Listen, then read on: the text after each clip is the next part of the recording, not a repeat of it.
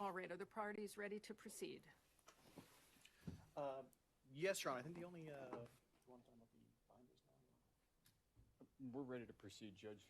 I know we had discussed evidentiary issues. Do we need to address those at this time, or are we ready to bring in the jury and proceed with openings? I would proceed with openings, I think. Agreed. Okay, then let's do that. We do, and counsel, I'm reminded of your motion last week to sequester any witnesses, so I don't know if any of your witnesses are in the courtroom, but if they are, if they'd kindly step out, and any witnesses in this matter who will be testifying will be called in one at a time. All set? Yes, Your Honor. Okay. Thank you.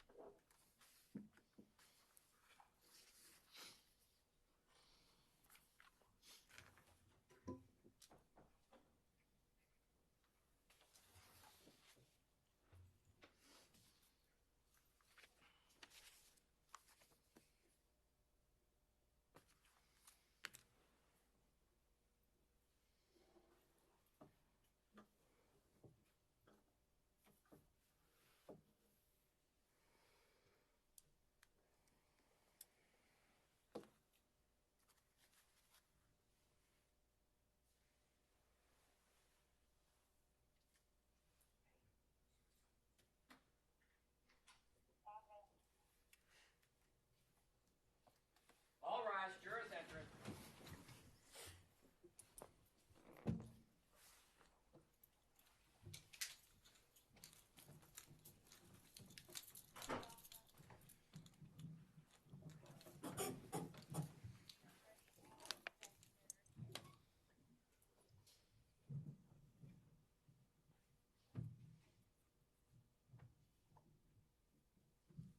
May be seated. All right, counsel are ready to proceed? Yes. All right, go ahead.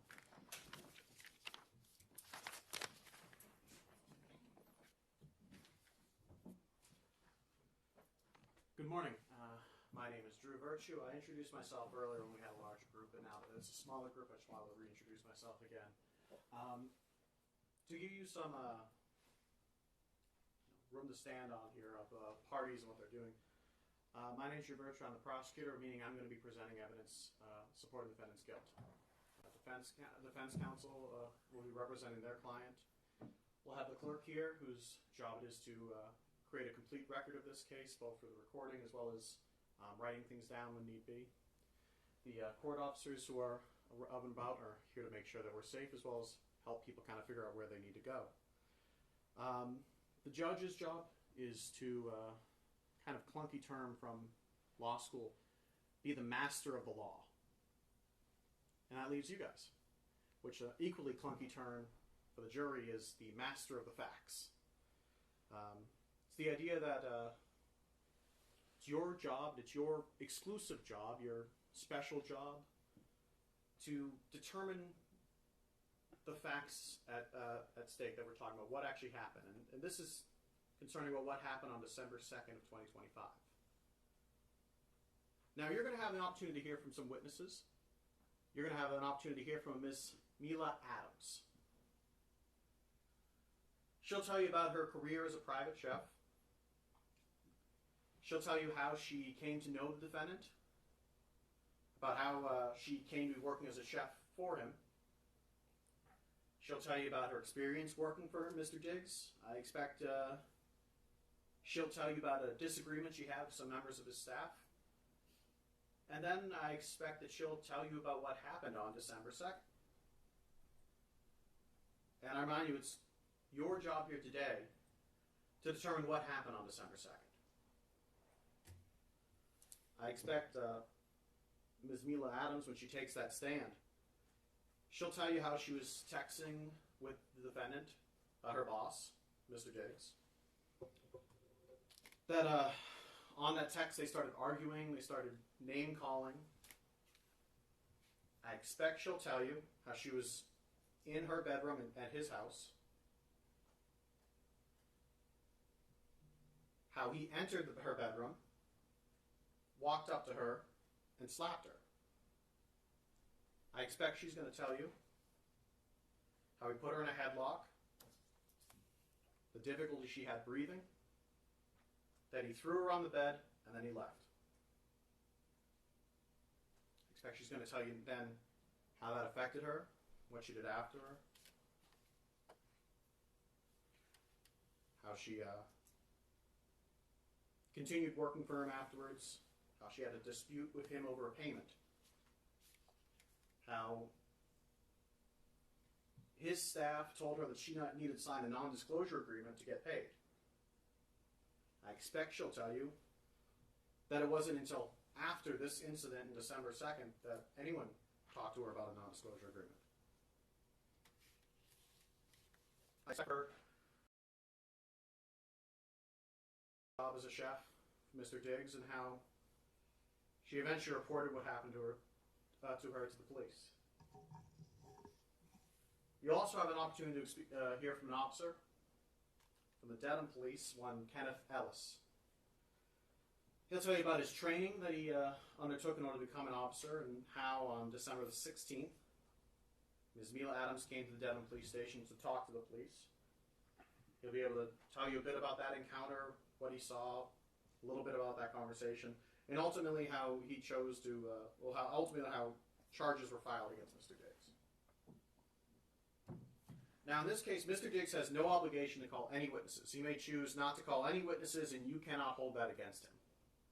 But in the event that he does call witnesses, I ask that you give his witnesses the same care, the same attention, and the same scrutiny that you give to the Commonwealth's witnesses.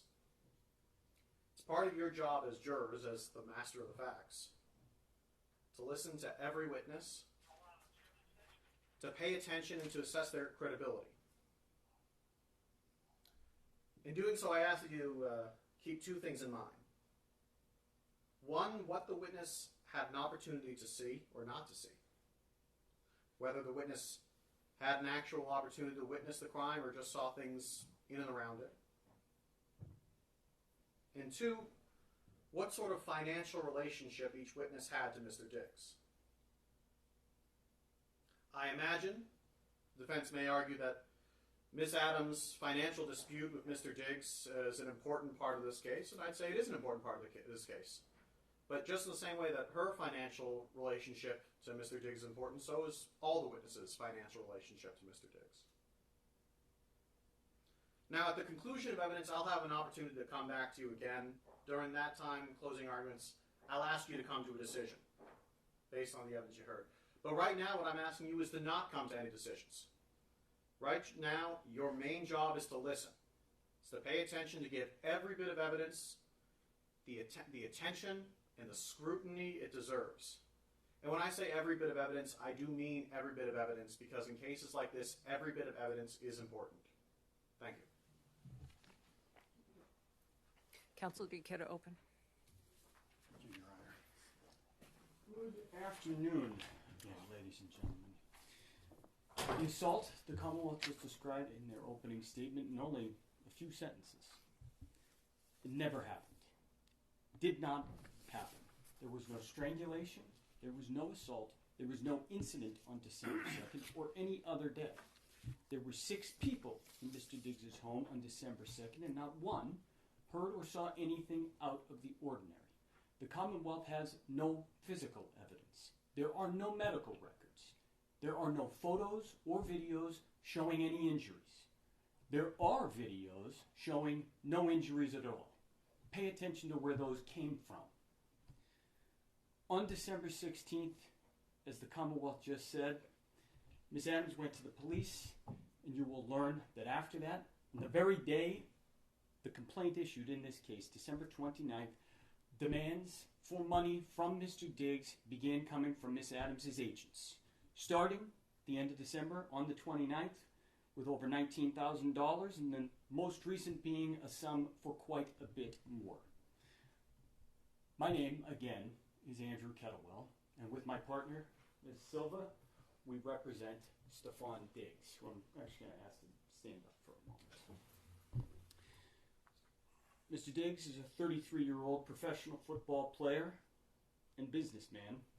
He played for the New England Patriots last year. He's from Maryland. He's joined here with his mother. Thank you. You're going to learn, ladies and gentlemen, that December 2nd, 2025 was a day like any other for Stefon Diggs. He was in a good mood.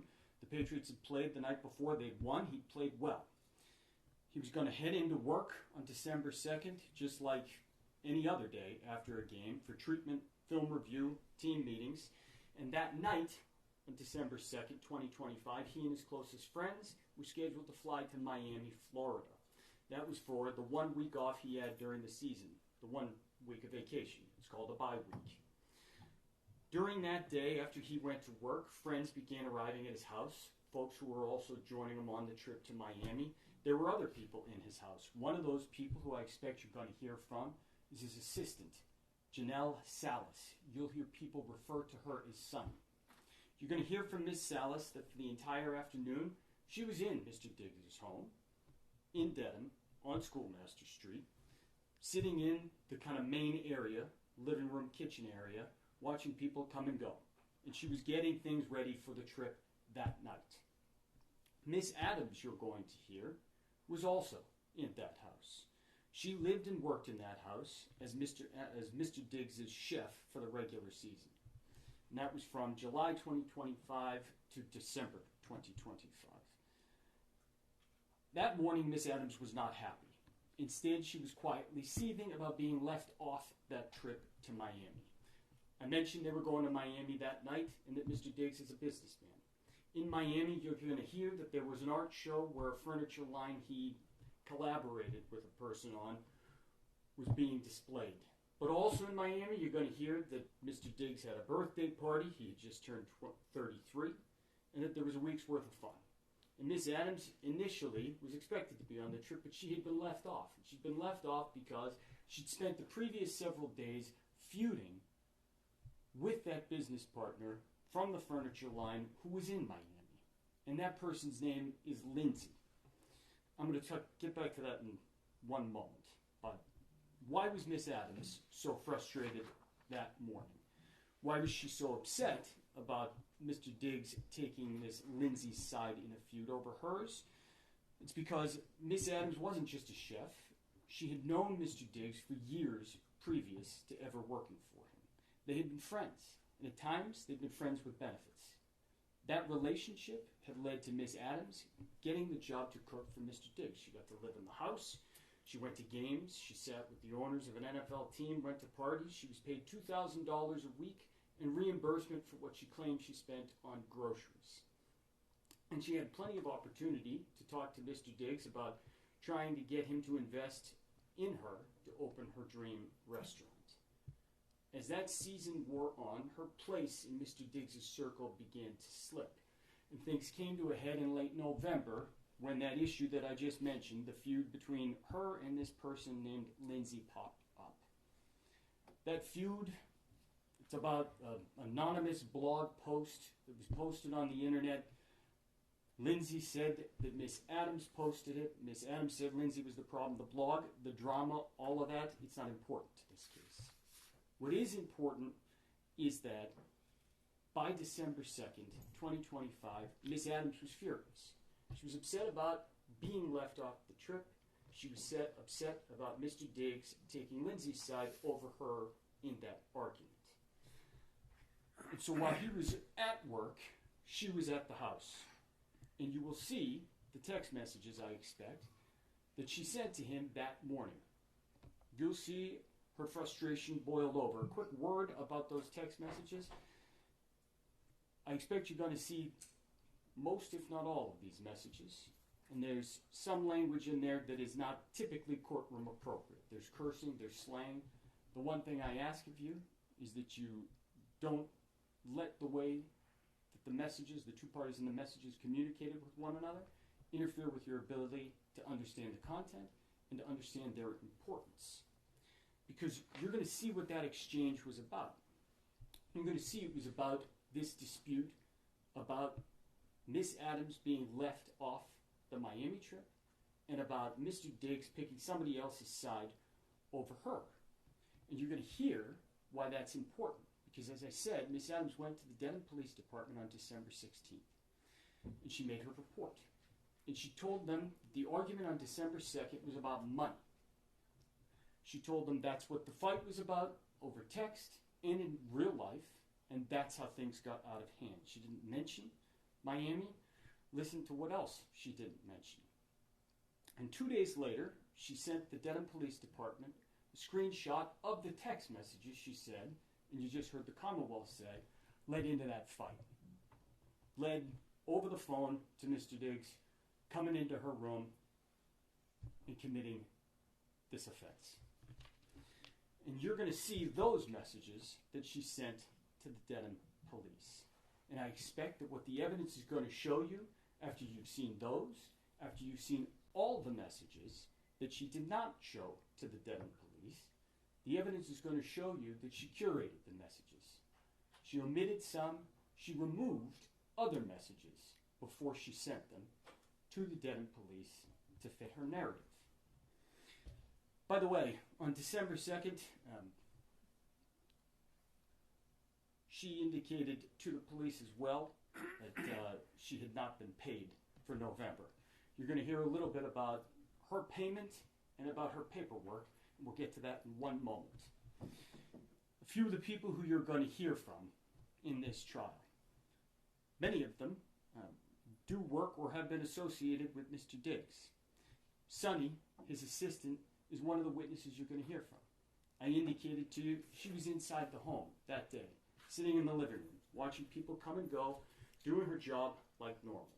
She personally spoke to Miss Adams throughout that day, and she'll tell you what she observed. You're going to hear from other folks who talked or texted with Miss Adams that day as well. You're going to learn that Mr. Diggs had a scheduled day. He was at work in Foxborough, and even after he got back from work, he had a set schedule. He had an IV treatment for 1 hour and a 2-hour massage that followed. Following that, as I said, they were getting on the airplane and they were flying to Miami. As for Miss Adams, what you'll hear is that there was nothing out of the ordinary. She was normal. She cooked dinner for Mr. Diggs on December 2nd. She chatted on the phone and spent the afternoon and early evening in the house. And that night, she flew to New York City to spend her week off with friends. Now, I've said normal a few times already in this case. Let me pause and tell you what normal was like in the Diggs house. Mr. Diggs is a highly regarded professional athlete. He owns a clothing line, a furniture line that I've already mentioned, and other businesses. And he's a public figure. He's a coterie of family, friends, and staff around him at all times. Good professional athletes are paid very well in this country, and Mr. Diggs is very good at his job. He has the means to support his friends, family, and staff, and he takes good care of his people. You're going to hear that on December 2nd, he was taking his entire entourage on an airplane down to Miami and putting them up for a week's worth of events and parties, and that wasn't even out of the ordinary. So normal in the Mr. Diggs house is a little bit different from normal in your house or mine. But just like any other person in this country, rich or poor, Mr. Diggs sits here an innocent man. And any preconceptions or feelings you have about athletes, wealth, or anything else, you have to put aside and not let interfere with the oath you just took as jurors. So we've talked about December 2nd because that's the day Miss Adams claimed this incident occurred. You're going to hear about other days as well. You'll hear a little bit, like I said, about that November blog incident because it led up to the text exchange on December 2nd. The text exchange, the Commonwealth just told you, led into this physical assault that Miss Adams claims occurred.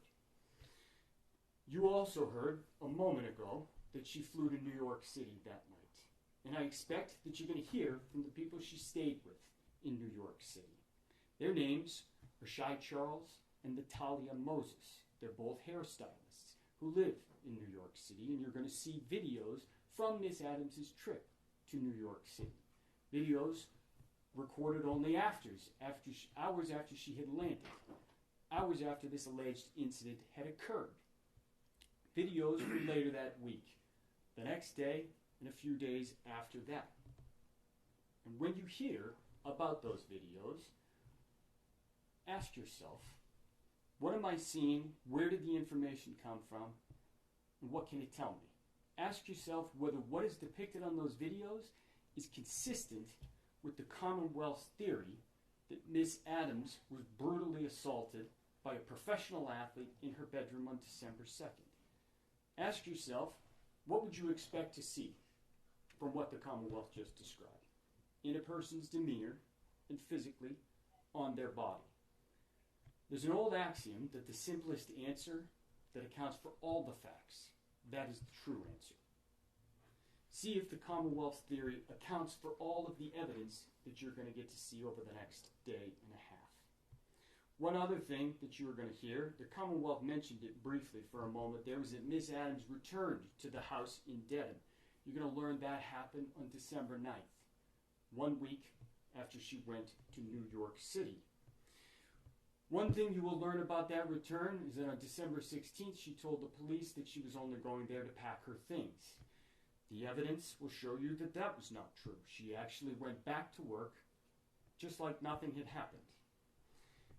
Pay very close attention to the details surrounding her return on December 9th. How she got there, what she was doing, what happened after she got back to the house in the middle of the night at about 11:30 p.m.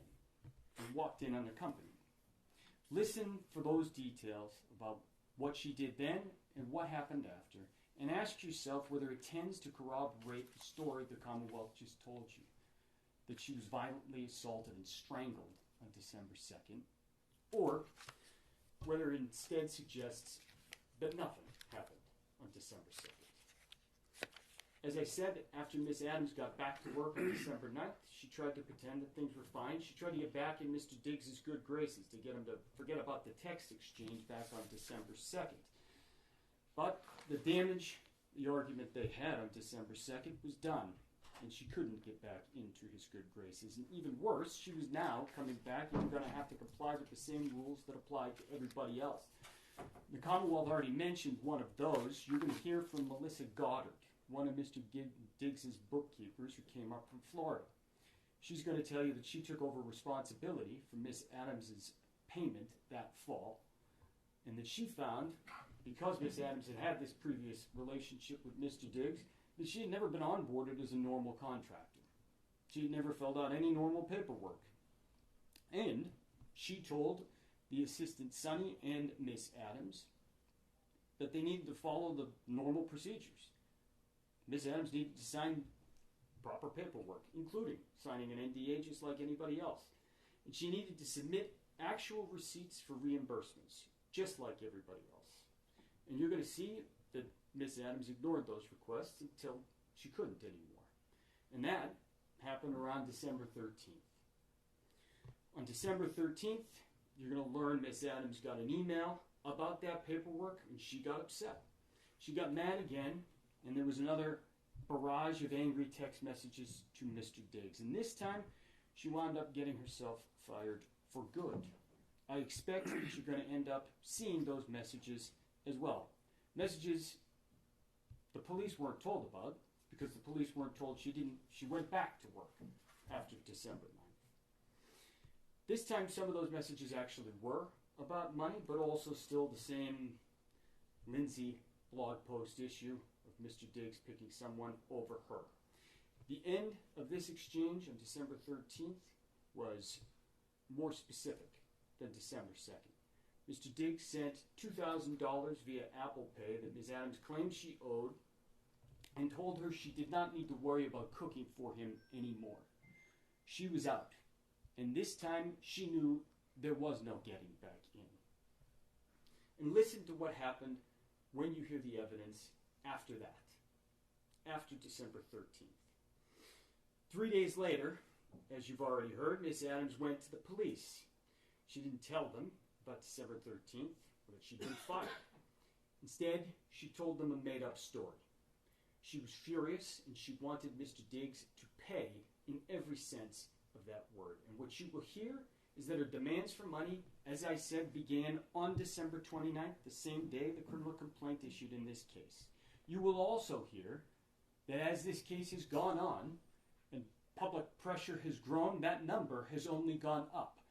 And I will let her tell you what number she is now demanding from Mr. Diggs. Ladies and gentlemen, Mr. Diggs sits here an innocent man. That's the beauty of the American justice system. You heard a little bit about the way trial works. You heard that the burden is entirely on the Commonwealth to prove its case. Their burden, proof beyond a reasonable doubt, it's the highest burden in our system. And as Mr. Virtue mentioned, Mr. Diggs has no burden whatsoever. One thing Mr. Virtue and I agree on, be skeptical with every witness. And financial incentives certainly do play a role in this case. We will call witnesses. We do so to give you the fullest possible picture of what happened and what did not happen on December 2nd, to give you the clearest picture of the truth. But that does not mean that we have to prove a single thing. The Commonwealth bears the burden, and the burden never shifts. That's how our system works. That's the beauty of it. That when an innocent person like Mr. Diggs is charged with a crime they didn't commit, what can they do? They can do this. They look the Commonwealth right in the eye and they say, prove it. And that's exactly what Mr. Diggs has done. That's why you are here, ladies and gentlemen. That's what a trial is. Mr. Diggs has chosen to place his fate in your hands. You, ladies and gentlemen, are the most important part of our system. I thank you, and Mr. Diggs thanks you, for being here and for your service. You are the only people who can and who must hold the government to its burden. And the way you do that, it's not fancy.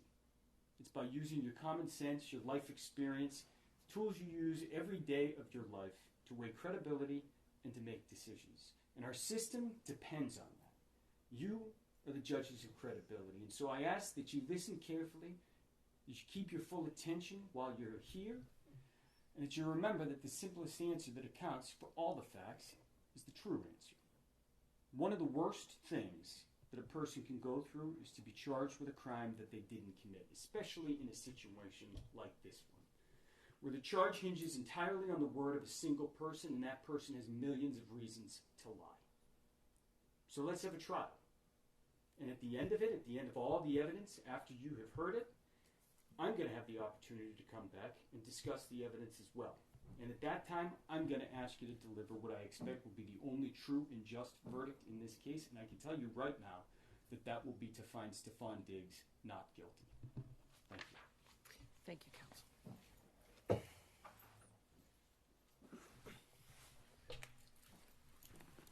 Your Honor, the Commonwealth will call Mila Adams to the stand. Thank you very much.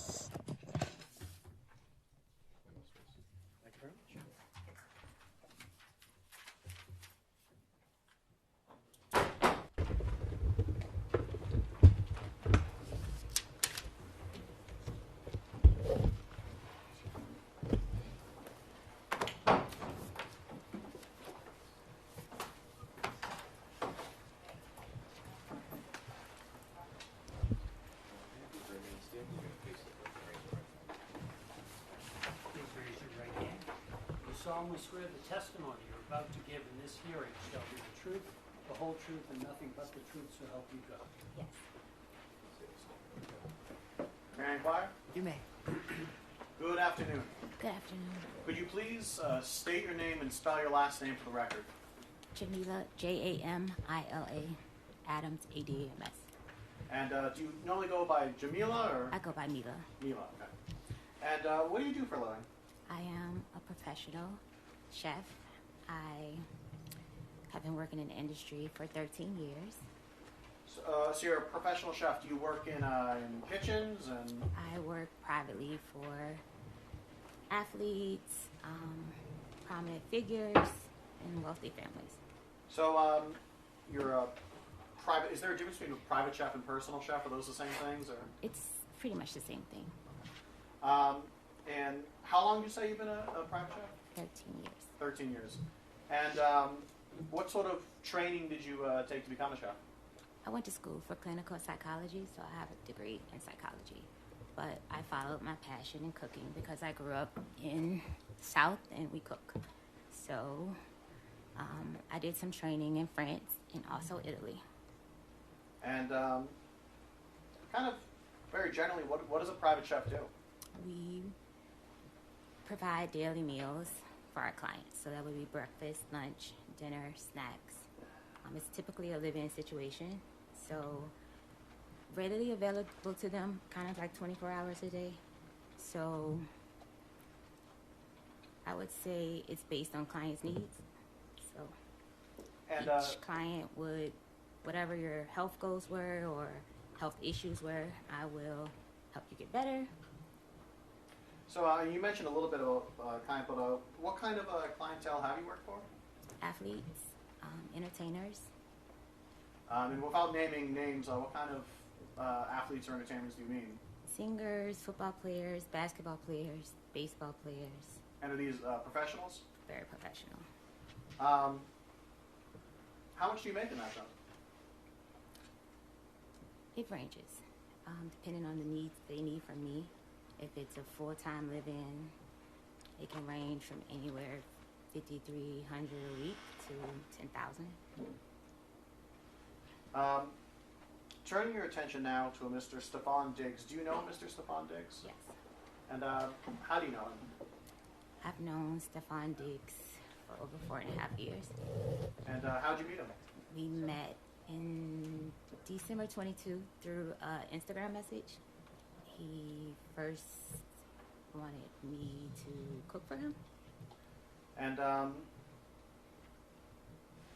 do you see him in the courtroom today? Yes. And could you identify him through? I see you're pointing at someone, but could you describe him just because we have to have everything on the record? You describe him either clothing he's wearing or hairstyle, anything like that? A blue shirt and blue tie and blue suit. Your Honor, may the record reflect that this witness has identified the defendant as Mr. Stefon Diggs? It will reflect that identification of the defendant. Thank you. Over those 4 or so years, how would you characterize your relationship with Mr. Diggs? I would say it's complicated. We had it started out as friends. We met.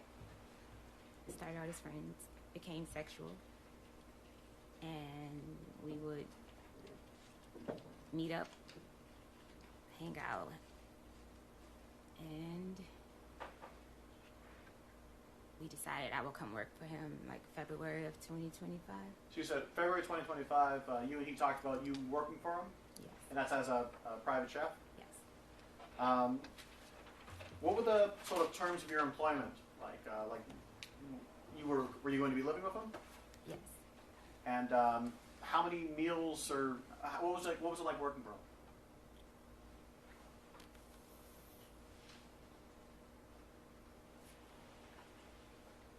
Can you say that again? Yeah, yes.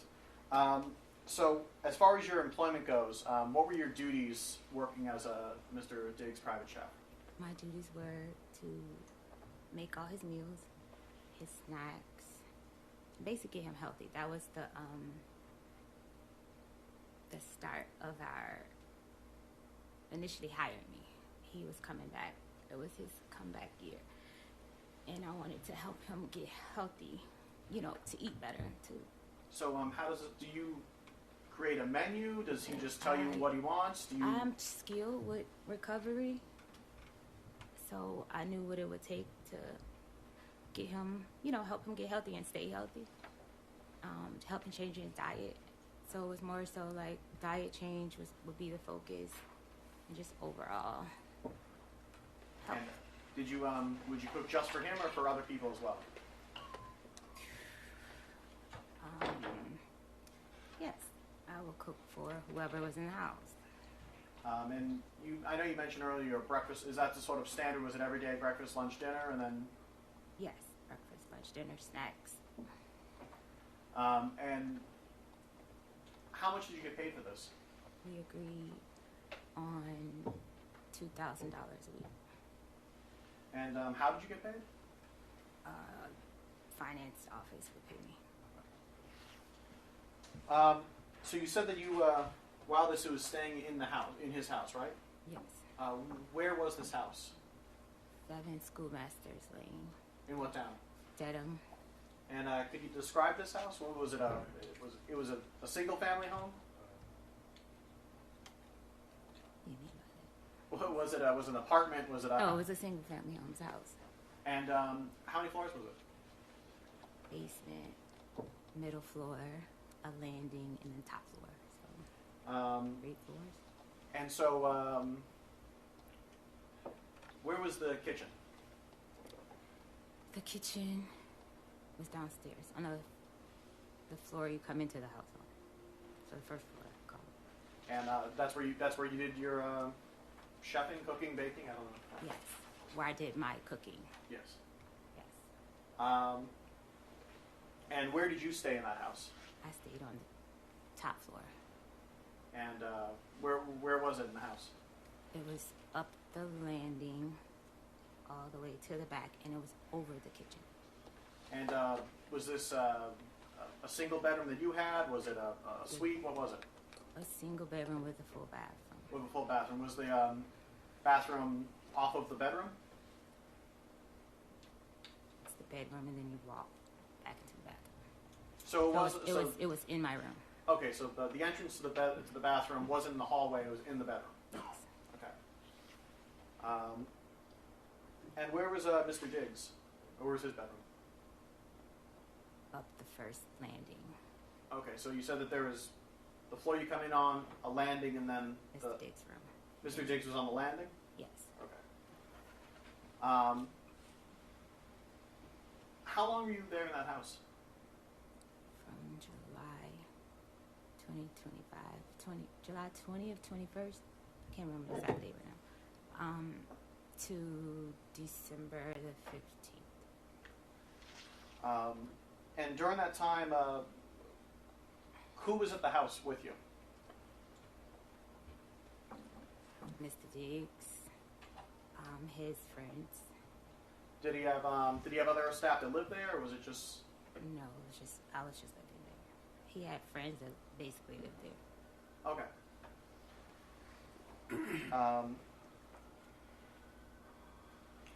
And while you were living there, was it a kind of regular schedule, or how did that work?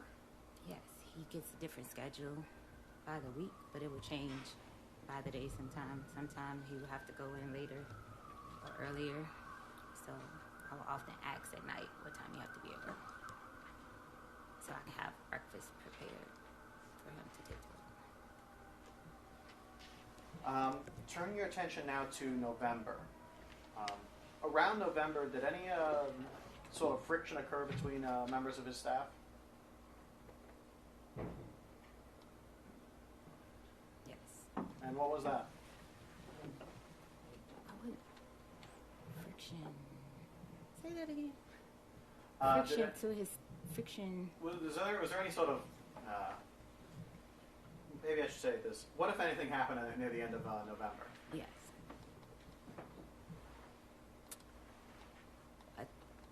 An Instagram DM message was sent to his child's mother's friend, and this message was stating that I was telling his personal business of women that he was sleeping with that worked with us, that worked with me, and yeah. And so, as far as I can remember, what that message said. And so, how did this create friction within the people working for Mr. Diggs? I was confronted by Mr. Diggs if I said these things. But it had already been Mr. Diggs had a ongoing sexual relationship with Lindsay Bolin, and this person, she didn't like me, that fact that I was in the house. So you mentioned Lindsay Bolin. Who's that person? Lindsay Bolin, it works for Mr. Diggs. And how? Like, what does she do? I can't quite answer that. I just know he provides housing, pays her rent. Someone I don't who know. works for him. Yeah, she works for him. And so, you and Lindsay get into any sort of argument, you mean, or? We didn't get in. We got in an argument after Mr. Diggs confronted me. She sent me a message first, per his instruction, and called me a name. Excuse my language, guys. A bitch, and she just went on and on and on in this message about me. Objection, Your Honor. May we be heard at sidebar? Yes.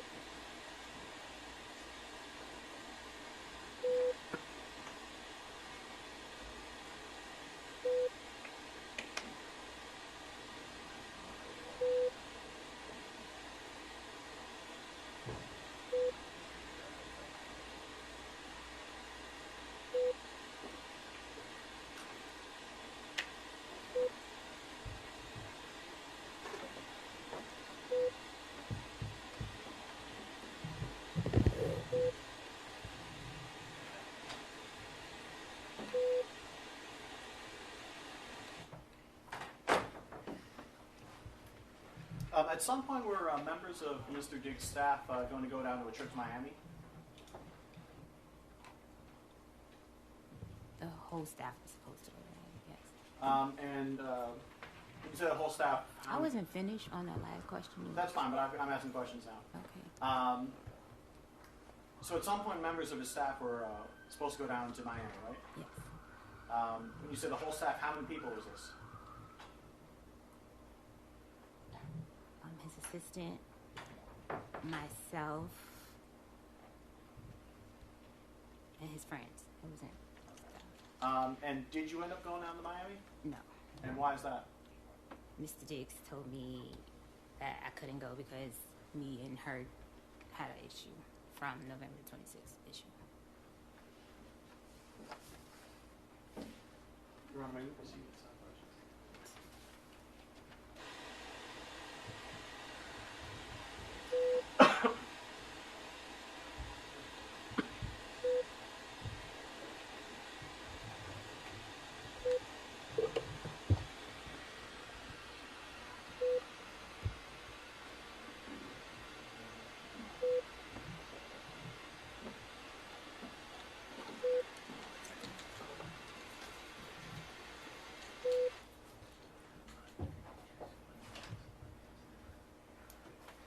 All right, jurors, at this point, we are approaching the luncheon recess, so I am going to release you to the lunch break.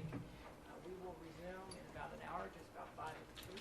I want to remind you that you are not to discuss this case with anyone, not on social media, not even amongst yourselves, no family, friends, nothing about this case is to be discussed while this matter is still pending.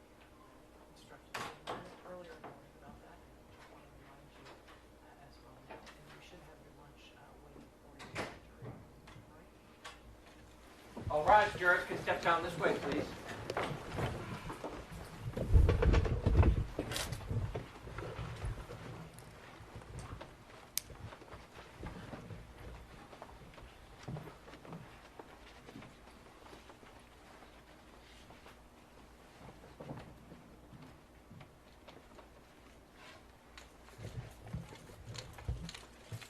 Ms. Adams, you may step down. Jurors have exited. Counsel, are there any issues that we need to Maybe address seated. before I discharge the, or is everything all set? Anything that's come up from this morning? I don't think so. You had mentioned that you had certain exhibits that you had agreed and were going to be pre-marked, is that right? I believe so, yes. Have those been provided to Mr. Clerk? So perhaps we could just make sure that's all in order, so that when you resume, if you're Yes. going to be referring to them, that the record is clear. All right, thank you. With that, we'll resume in about an hour. What? All rise.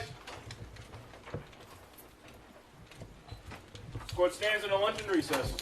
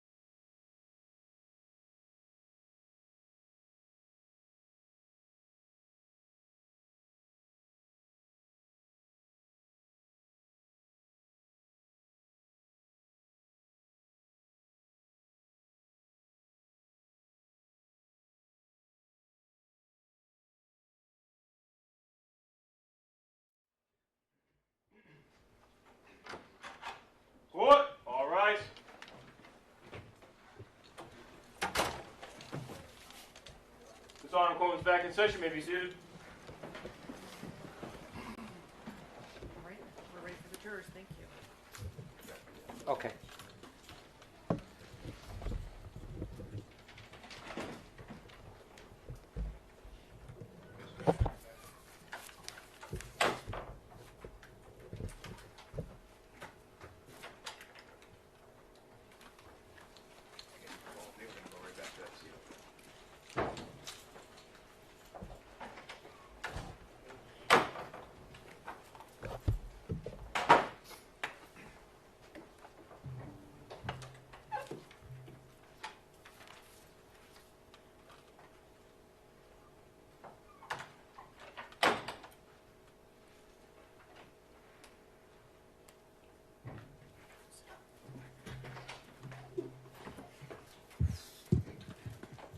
Court, all rise. Jurors entering.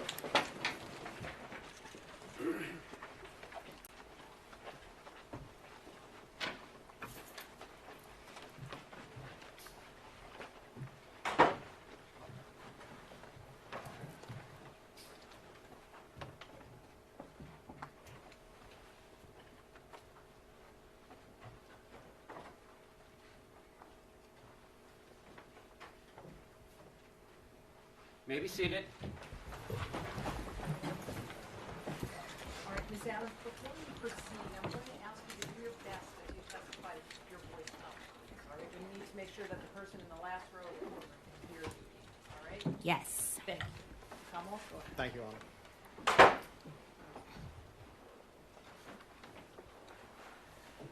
Ms. Adams, can I now turn your attention towards the date of December 2nd? Yes.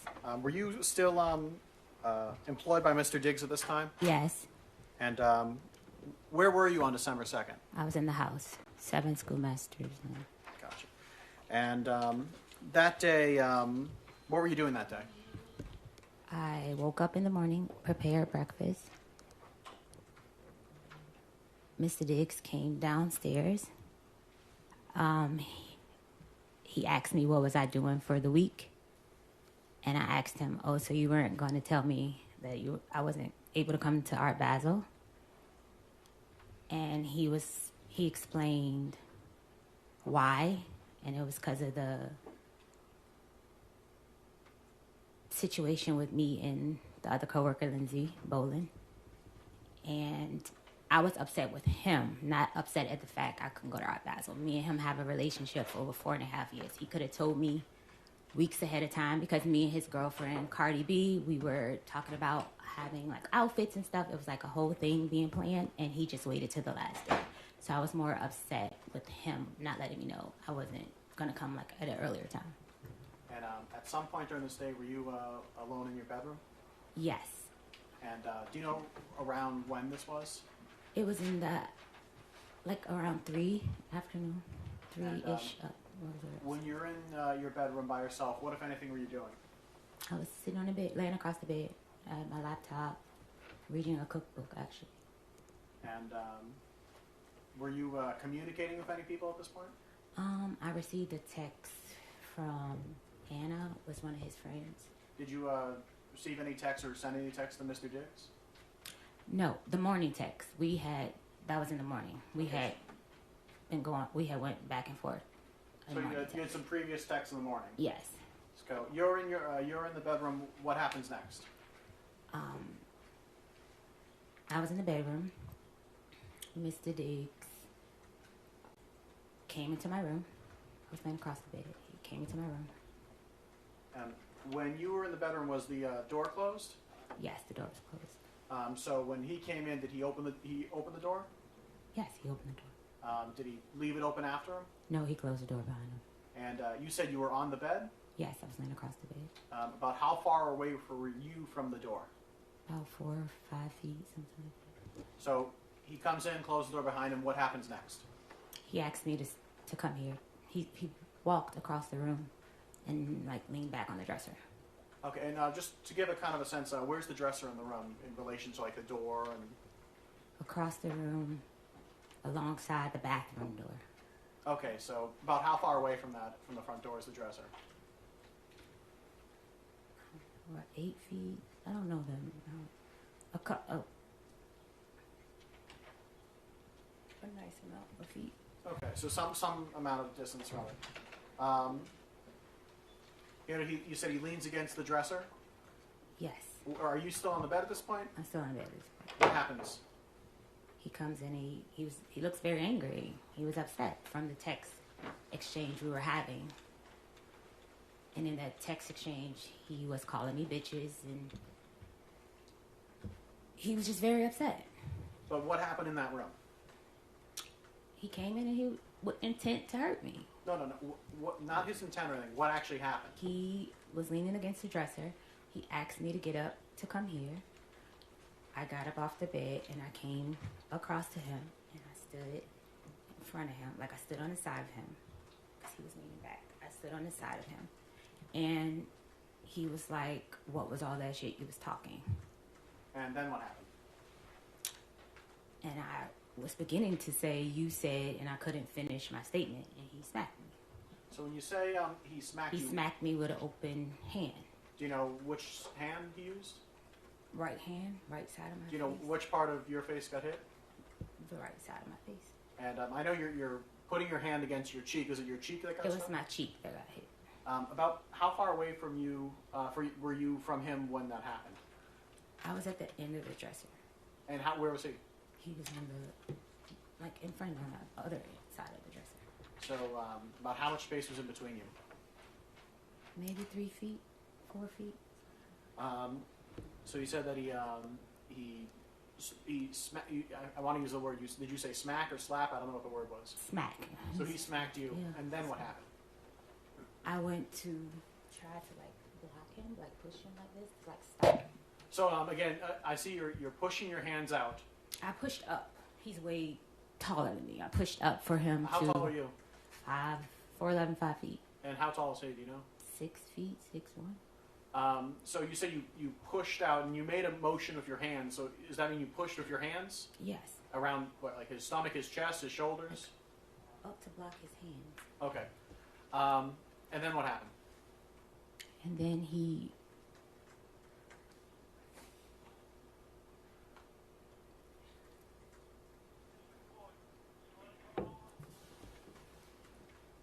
Can I have a second? Can I have a second? Yes, you can.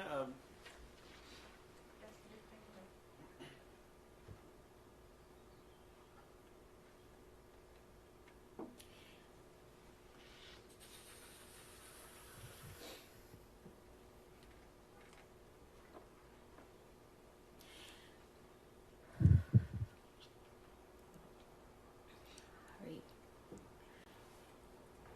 When I went up to push his hand, like block him, like block him, he took his arm and he like came around my neck with the grip of his elbow around my neck, and he began to choke me, pressure on my neck with his elbow.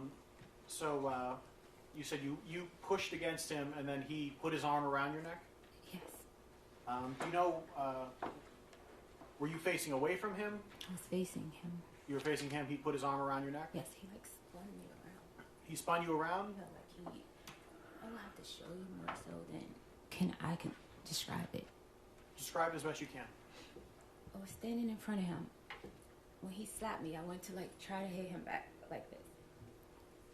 And then it was like he tackled me. Like got me to try to keep from pushing him or protecting myself. And he put his arm around my neck like this and he was choking me. So you ended up in a position where his like forearm or bicep was around your neck. Yes. And you said he choked you. What exactly did he put pressure on your neck? Yes, he put pressure on me. And were you able to breathe?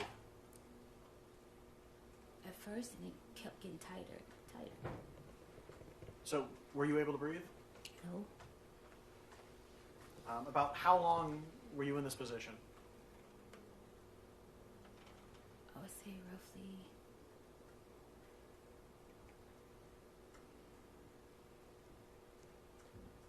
I can't recall the amount of time. I just know it went from the edge where we were in front of the dresser to the side of the bed to him falling on top of me on the bed. So about how far of a distance is that? About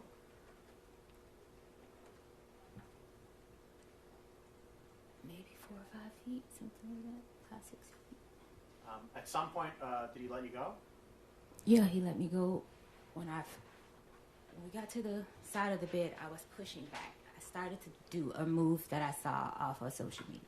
He said to me, that shit is not going to work.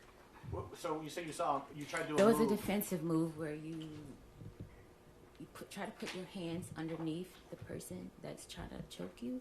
It's like something I saw on a women defensive page or something. And he said, that shit you see on Instagram is not going to work. And that's when he got tighter. Like, the more I was trying to put his hand, he got tighter. And then what happened? And then I was pushing back. And then he, like, fell down on top of me on the bed because I was on the side of the bed. And it was like, he was, like, letting me, like, I guess he was about to let me go. But as he was getting up, he, like, pulled my hair. And he was like, yeah, I thought so. And then what happened? He got up off of me, off the bed behind me, and he walked around the bed. I told him I still haven't got paid. He said lies. And he was like, so what are you doing? So what are you doing for the week? And I was like, I'm staying here. He said, I don't want anyone in my house. I don't want anyone here. I was like, okay, so who's going to get my ticket? He said, who always gets your ticket? And that's it. He walked out of the room. So from the moment he entered the room to the moment he left, about how much time went by?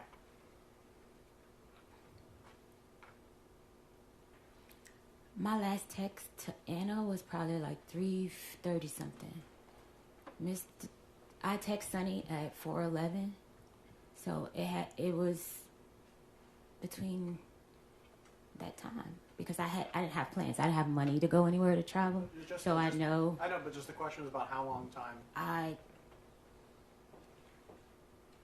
It was just in between that time. I can't say exact, but I know it's before 4:11. So, is that 10 minutes, 20 minutes, 5 minutes? He was in the room probably maybe 10 minutes, 15. I'm not sure. When he left the room, what happened next? I looked down at my pants. I had peed my pants, and I had just came off my cycle, and I was bleeding really bad again. I guess because I was so scared, I changed my pants, and I cleaned up myself, and I came back in the room, and that's when I text Sunny to get my flight. And where was that flight to? Atlanta.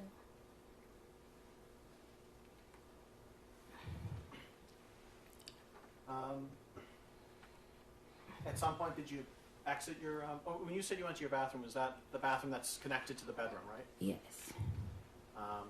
At some point, did you leave out your bedroom again?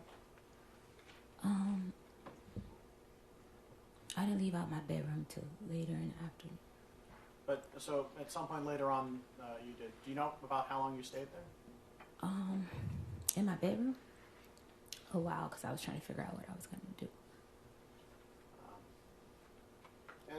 So at some point, though, that later on that day, you exited out of the bedroom? Yes. And what did you do next? When I exited out of the bedroom? While I was in my bedroom, I was packing my clothes to leave. I called another coworker, I would call her, and I just asked her, like, you know, what she was doing, and she was like, I told her I wasn't able to go to Art Basel, and that, like, I was going home, and she was like, oh, you should come here, and I was like, yeah, you know what, I'll come there. When she said here, what does that mean? New York City. So I then proceeded to change my flight to go to New York. And when was that flight going to be? I just know I landed at 10:49. It was a later flight in the afternoon. But it's that day? It's that day, yes. Did you see Mr. Diggs anytime after that happened that day? Yes. And what was that like? He was getting a massage, and I was leaving out. By the time I saw him, I was handing over birthday gifts that I had got So when you said you're handing out birthday gifts, who were you handing out birthday to gifts? him. This is a gift that you had already purchased, or Yes, I normally give him a birthday gift every year. when's his birthday? November 28th. Okay, so this was a little bit afterwards. Yeah. So at some point, did you leave this house? Yes. How did you leave to get to the airport? A car, a Uber. All right, and so an Uber came and picked you up and brought you to the airport? Yes. You went to New York, was it New York City or New York State? New York City. Also New York State, yeah. Hmm. And who did you meet up in New York City? I met up with Shy Charles, and she picked me up from the airport, and we went to pick up her friend Talia, and then we went to her ex-husband's house to pick up something or to do something she had to do. We were there. We ordered wings and watched a movie, watched some videos. And did you tell anyone here about what had happened to you? No, I didn't tell anyone there because they have their own interpersonal sexual relationship, so I wouldn't have never told her anything like that.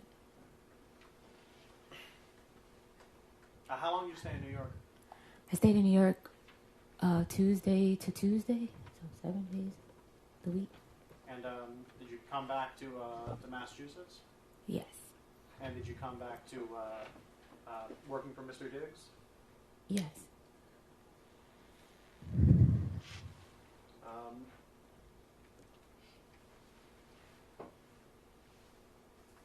At some point, and I know this was a little bit before, maybe a little bit afterwards, but at some point were you talking to Mr. Diggs about money you felt he owed you? It was past wages. Okay. Yes. When did you first bring that up with him? During the week of Art Basel. I want to say like maybe the 5th or 6th. Of December? Yes. Okay.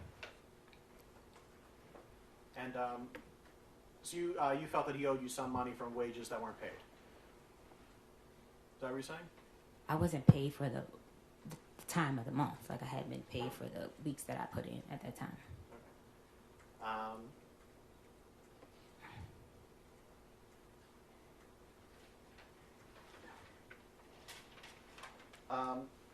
And who did you talk to Mr. Diggs directly, or did you talk to his finance people? Who did you talk to about this? It was a chain of command. Like I would talk to his assistant, but his assistant was under investigation for stealing watches and money. So I don't know if my thing. Sustain that portion of the answer will be stricken from the record, and the jurors will disregard it, give it no consideration to jury or deliberation. Please answer the question asked. Commonwealth, next question. Thank you, Your Honor. At some point, did someone from Mr. Diggs bring up the non-disclosure agreement? Yes, Mr. Diggs likes to abuse people and try to hide his abuse. That objection is sustained. That portion of the witness's answer will be stricken, and the jurors will disregard it during your deliberations. You are to give it no consideration and do not give reason. Next question. At some point, were you given some information about a non-disclosure agreement by someone who worked for Mr. Diggs? Yes. And when was this? A couple days after the assault.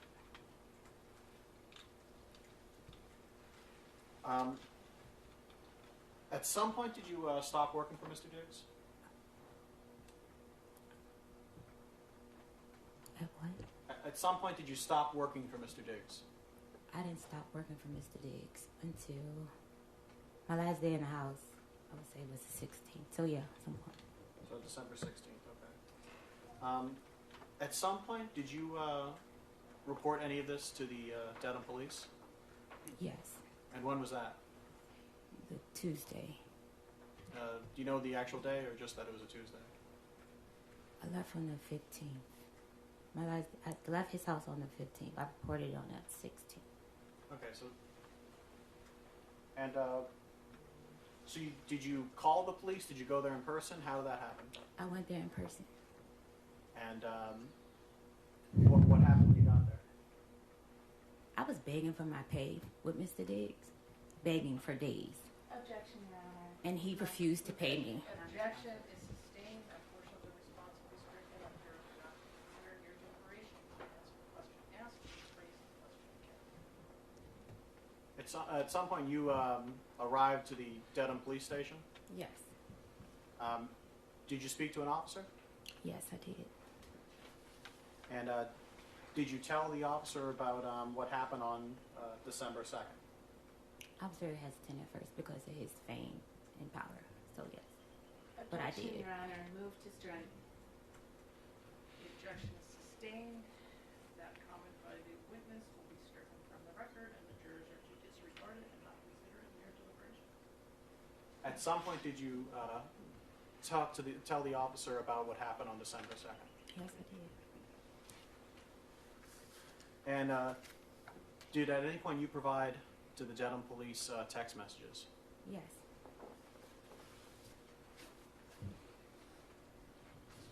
Your Honor, may I approach?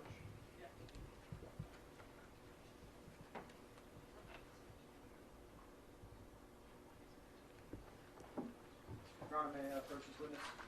Approaching of what was previously marked as Exhibit 1, I'm placing something in front of you. If you could take a look at that, and when you're done looking at that, look back up at me.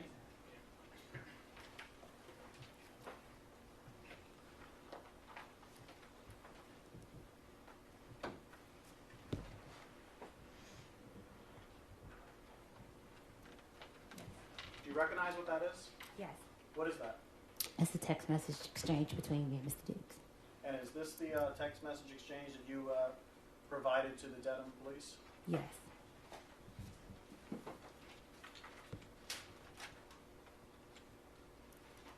I deleted messages because making the report to the police in my previous abusive relationship, Objection, me. Your Honor. Stay still. I'm telling you what. Stop. That part of the answer is stricken from the record. The jurors will disregard it. Now, please answer the question that is put to you. Okay. And if you don't understand it, you can have it restated for you. Counsel at sidebar.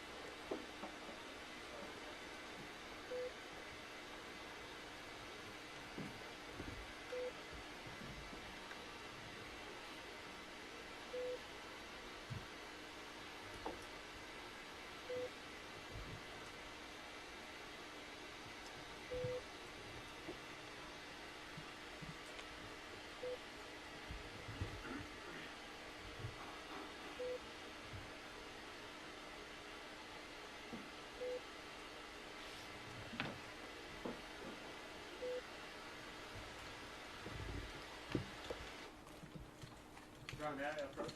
Go right ahead. Turning your attention to what is marked as Exhibit 2, do you recognize what this is? You can look through it. There's a more than one page. One minute.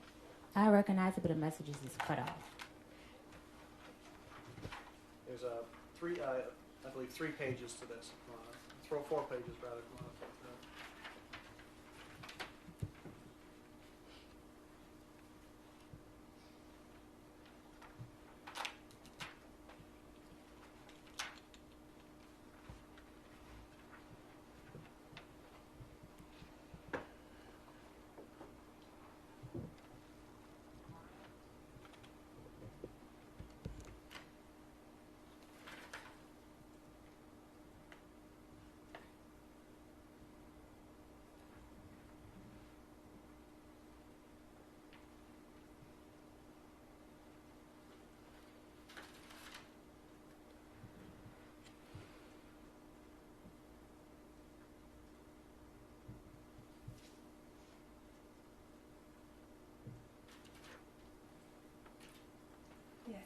recognize this, what these is?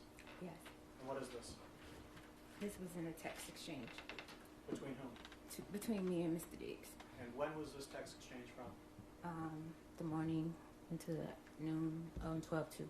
Of December 2nd? Yes. Is there a difference between the text messages that you provided to the Dedham police and the text messages that are here? Yes. And what is that difference? I deleted bet and pussy, and I'm ruining that bitch life. Not mistaken. Yeah. And why did you delete those phrases when you provided those text messages to the Dedham police? Because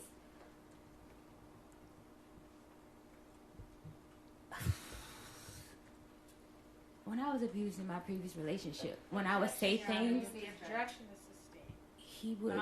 The objection is sustained, there's no question. There again, the jurors will disregard it. Sidebar.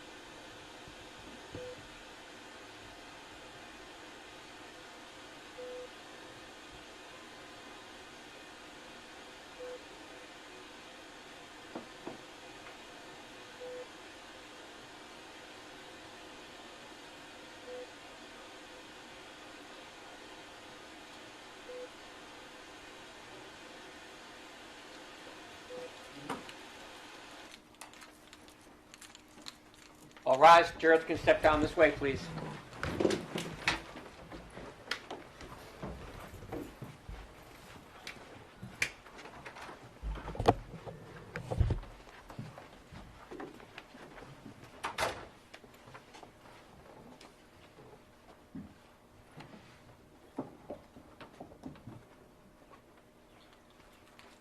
Jurors have exited. This court stands at a recess.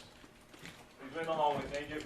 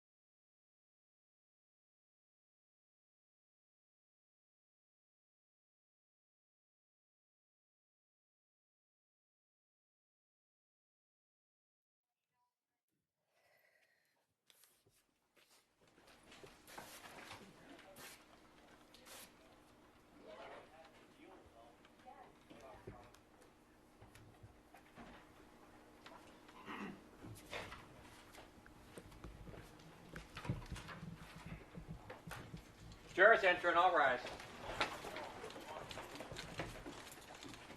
Negative control.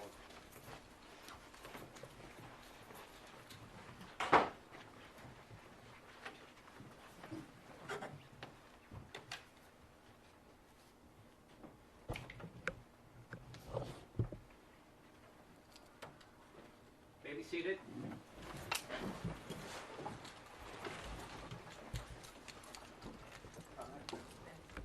So the question was, why did you delete text messages when you provided them to the Dedham police? The fear of how I'll be perceived. Your Honor, may I approach us?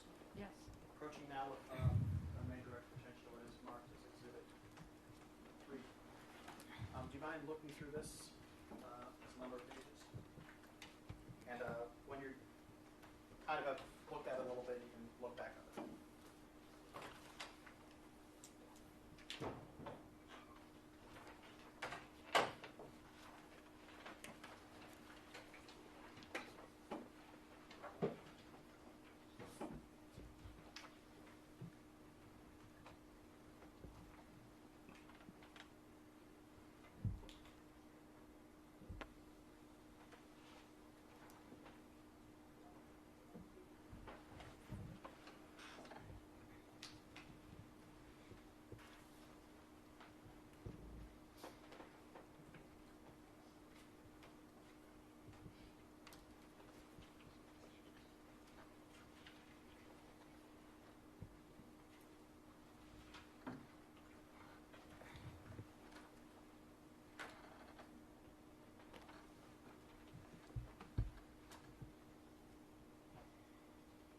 I'm reading all of them or just that first page?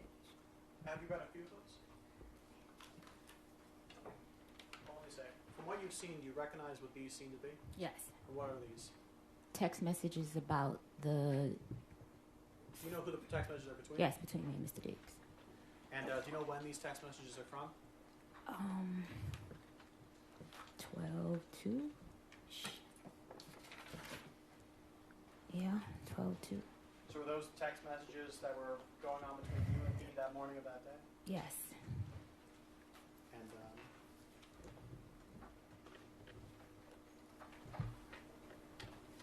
if I can ask you to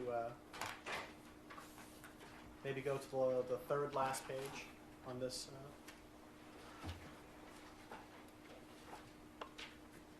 In this whole thing? Of this section. Your Honor, may I approach and Yes.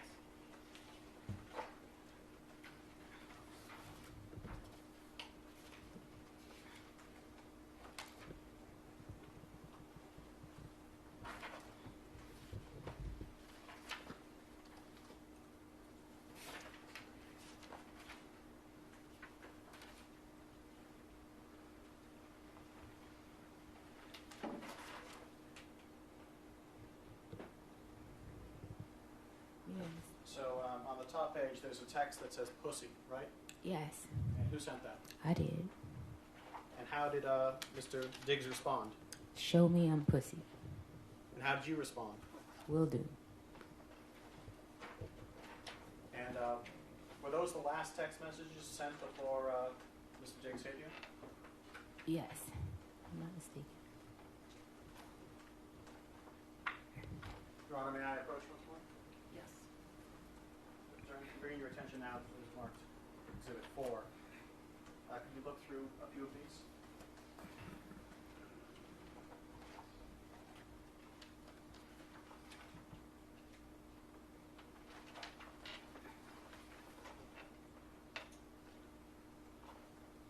And do you recognize what these are?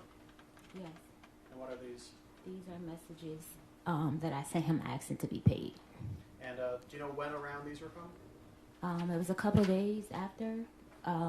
They were in Art Basel. 12-5 it says. Yeah, I know I was begging for my money for a while.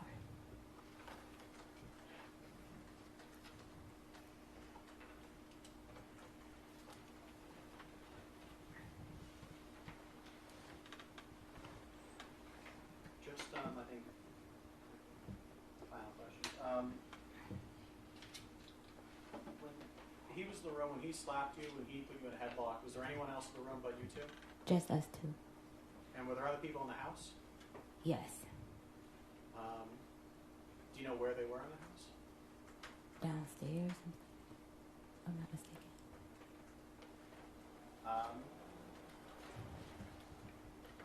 And you said you went to New York. You met with a Shy. Is it Shy? Yeah. How did you know Shy Charles? She works for him. Okay, so She braids his hair. and so has she known you longer or him longer? Him longer. No further questions, John.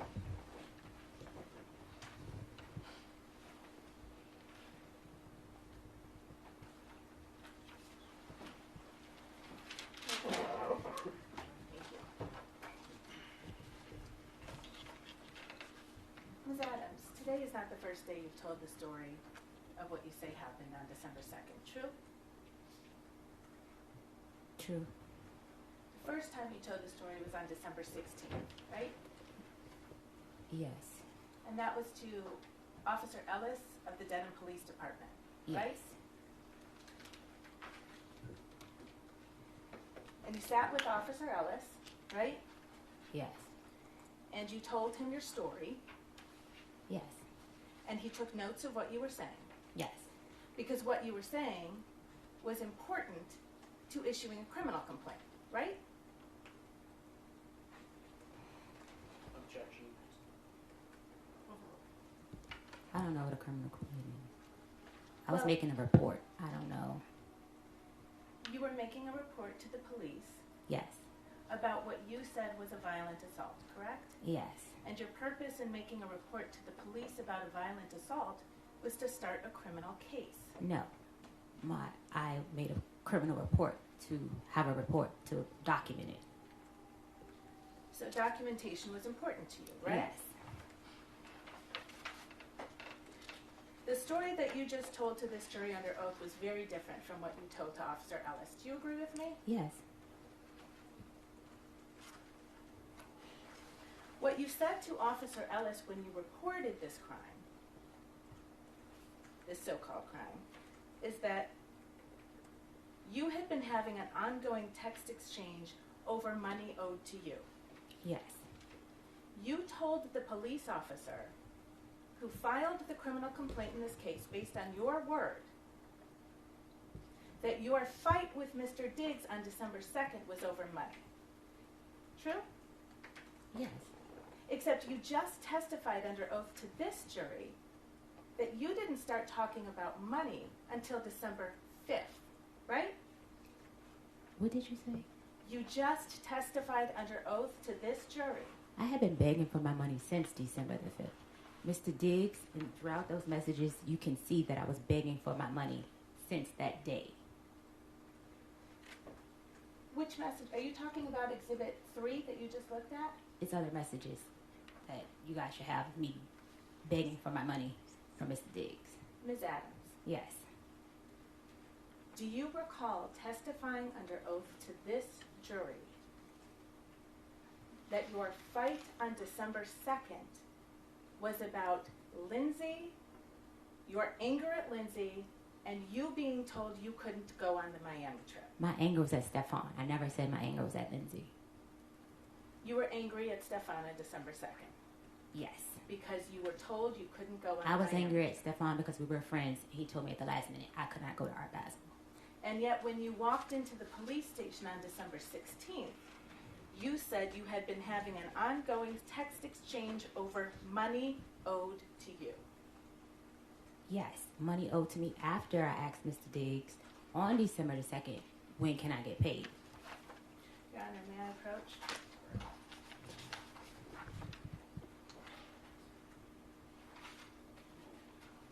Your Honor, we've seen it sidebar. Yeah.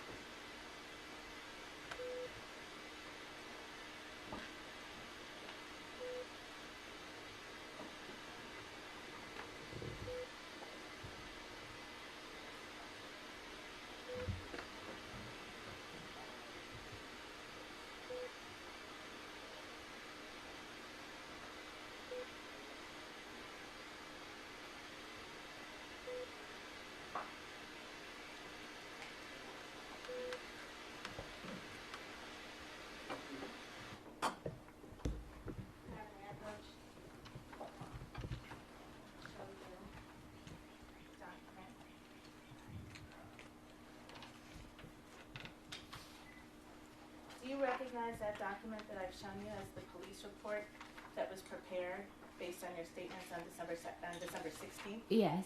You've seen this report before? Yes, I need it. And you see on the report where it says, she said that on this date, the male that she worked for entered her unlocked bedroom. They had been having an ongoing text exchange over money owed to Adams.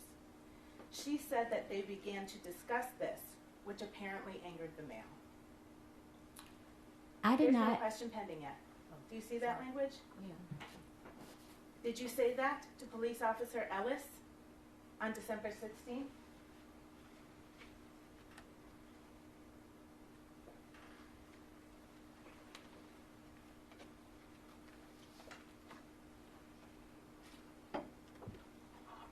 Yes, I see it.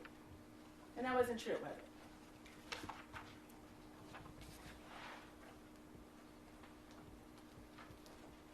To my recollection, it was true. We did discuss money and payment. Ms. Adams, you just testified under oath about what happened on December 2nd. Okay, I also didn't put in the police report our sexual relationship because I was ashamed. The police report got leaked. I didn't put a lot of things. The most important thing was the attack in the police report.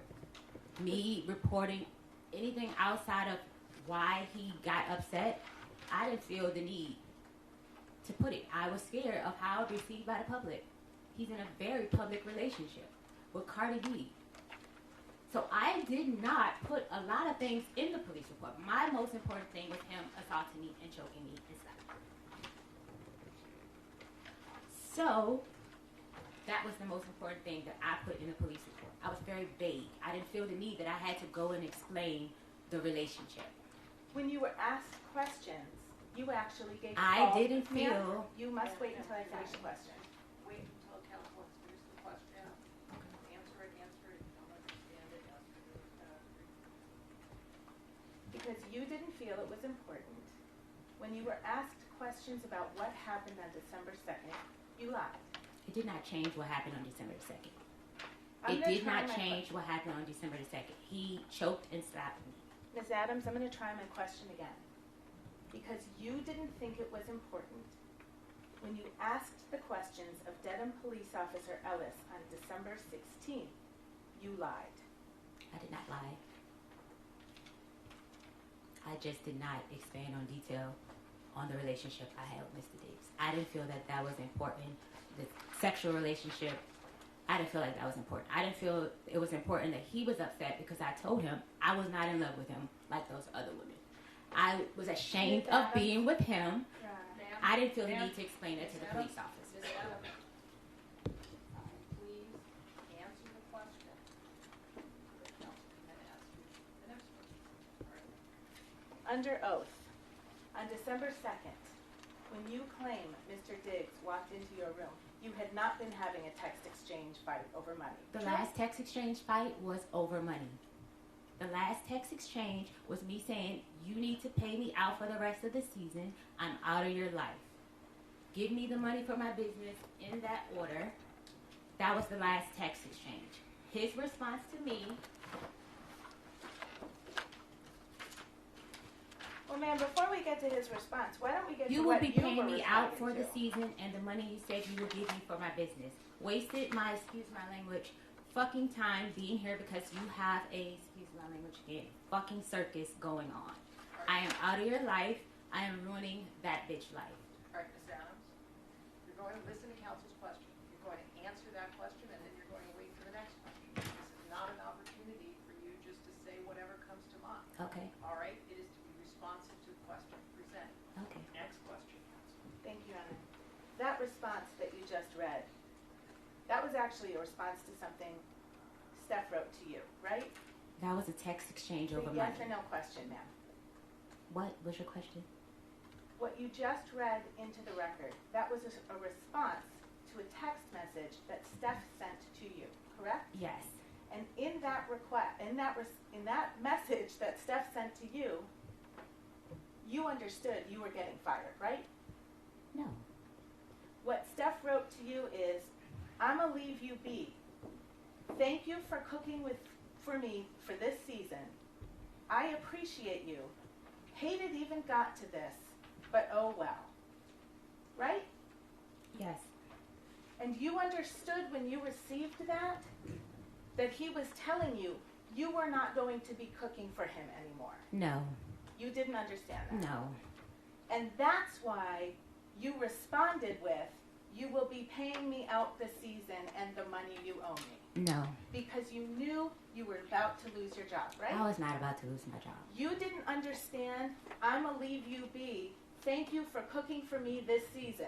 I appreciate you. Hate it even got like this as a sign that you were about to lose your job? No. In any event, you didn't tell Officer Ellis on December 16th when you reported this assault any of that, right? The last text message was about money.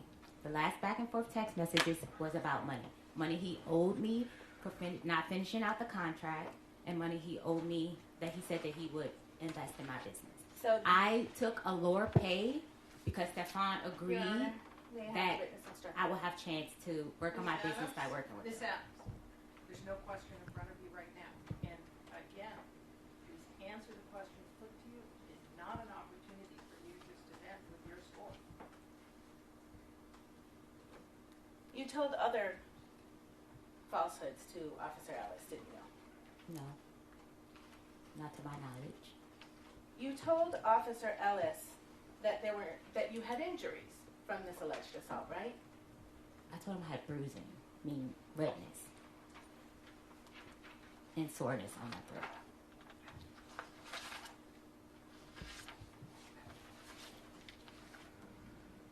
You told him you had bruising on your neck, right? It was like red. It wasn't like purple bruises. On the incident report, pull that up. You didn't have any injuries when you walked into the police office on December 16th, did you? No, because that happened on December 2nd. Right. So any injuries that you would have had, you had a reason for why they weren't there, right? It happened, it faded. The fading went away the night. Right. And did you take any pictures of your injuries? I was in shock. The first thing was not to take pictures. It was to get it together. I thought you just testified under oath that you had just received a text message from a woman named Anna. That's Anna Kokolis, right? You're in the wrong timeline. You didn't just testify under You're on oath. the wrong that, ma'am? timeline. You didn't just testify under oath that you were sitting on your bed, reading a cookbook, got a text message from Anna, and Mr. Diggs walked into your room? Mr. Diggs walked in minutes after I texted him. That's how I based the time on what time he walked in the room. Okay. So you had a phone in your hand when he walked in the room? My phone was on the bed. I was reading a book. I wasn't texting her in the moment of Mr. Diggs walking in the room. No. Okay. But you had a phone right there in your room? Yes. And it's an iPhone? Yes. And it's got a camera on it? Yes. And you can take videos with it? Yes. And you do take videos with it? Yes. You take pictures with it? Yes. You take pictures of yourself with it? Yes. A lot? Not often. Not often. You have social media account for your business, don't you? Yes. Do you post things on your social media account? I'm not as active as I should be. You don't use your iPhone to take videos or pictures for that? I'm not a very active person on social media. I see. But you certainly had a phone in your room when you claim you were violently assaulted and injured, right? That has nothing to do or justify the reason I was attacked. Say yes or no question, ma'am. Yes, I had a phone. Okay. You took no pictures of your face or your neck or That your has chest? nothing to do. I need to finish my question. Okay. You took no pictures of your face on December 2nd, did you? No. No pictures of your neck on December 2nd, right? No. No pictures of your chest on December 2nd? No. You said Mr. Diggs hit you across the face. Did you have any marks on your face? No. You understand Mr. Diggs is a professional football player, right? Yes. He's an elite athlete. I don't know. He's an athlete. You don't know that he's an elite athlete? I guess. Okay. You call him that. And you testified he slapped you across your face, Yes. and you had no marks from it. I was red. I was red. I'm lighter complexion. Bruises, they get worse over time. Do you agree with me? It was redness. It wasn't bruises. Oh, hang on. There's an objection. Let me roll on the objection. That is overruled. You may answer the question. I have redness, I'm light skinned. I turn red when You also get bruises, don't you? If I hit something hard, yeah. Right. And bruises get worse over time, right? Okay, I'm not Do they? sure. I'm not sure. I don't get bruises a lot. I don't recall. Do you recall telling Officer Ellis you were bruised on December 2nd? My idea of bruising is soreness, hurting. I was red. It was redness. My face was red and on my chest was red. I didn't turn purple or pink or anything like that. I didn't. It was redness. Because you didn't have any injuries when you walked into the police station on December 16th, Officer Ellis actually sent you a form to fill out to describe the injuries that you said you had on December 2nd, right? Yes. And you filled out that form, right? Yes. And you didn't do it on December 16th, did you? No. He actually emailed it to you, and you took 2 days, and then you emailed it back. True? Yes. Okay. And on that form, you put that your chest and throat were very sore for days after, right? Yes. And you put that you had redness, tenderness, pain, and bruising on your neck, right? Like I said, bruising for me is redness. It was sore. It was redness. Well, you filled out. Faded away, and it literally like maybe by the next day, if earlier than that. Ms. Adams, when did you learn that the defense had provided videos of you to the Commonwealth? Maybe yesterday or Friday, I think. Sometime last week when I spoke with Drew. So last Thursday you met with Mr. Virtue to prepare for your testimony, right? Yes. And you met with your lawyer as well, right? Yes. Your lawyer is representing you in an effort to get money from Mr. Diggs. True? My lawyer's representing me my workers' comp claim, the injuries that I received on the job that Mr. Diggs refused to pay for. That's what my lawyer is representing me for. Are you sure about that, ma'am? She is my workers. I got my lawyer from workers' comp. We'll come back to that. Let's stay with the form. You told Officer Ellis on December 18th, so now 16 days after you say you were assaulted, that you had redness, bruising, and soreness on your chest, right? I told him that, or I wrote that. Well, you wrote it in a form. You took your time and you chose which I checked the answers marks. to give, Yes. right? Okay. And you told him your shoulders were red and very sore, right? Right? This whole area here was sore. Across my chest, up here. And you told him your whole body was sore, actually, didn't you? It was. You told him it was difficult for you to sleep. I was very upset. And I think you testified today that Steph supposedly put his forearm around your neck, Steph did put his forearm around my neck. not his hand. No. Okay. But you told Officer Ellis he used his hand, didn't you? I told him to use this. This is the crook of his elbow. That is in the book. You're on a minute approach.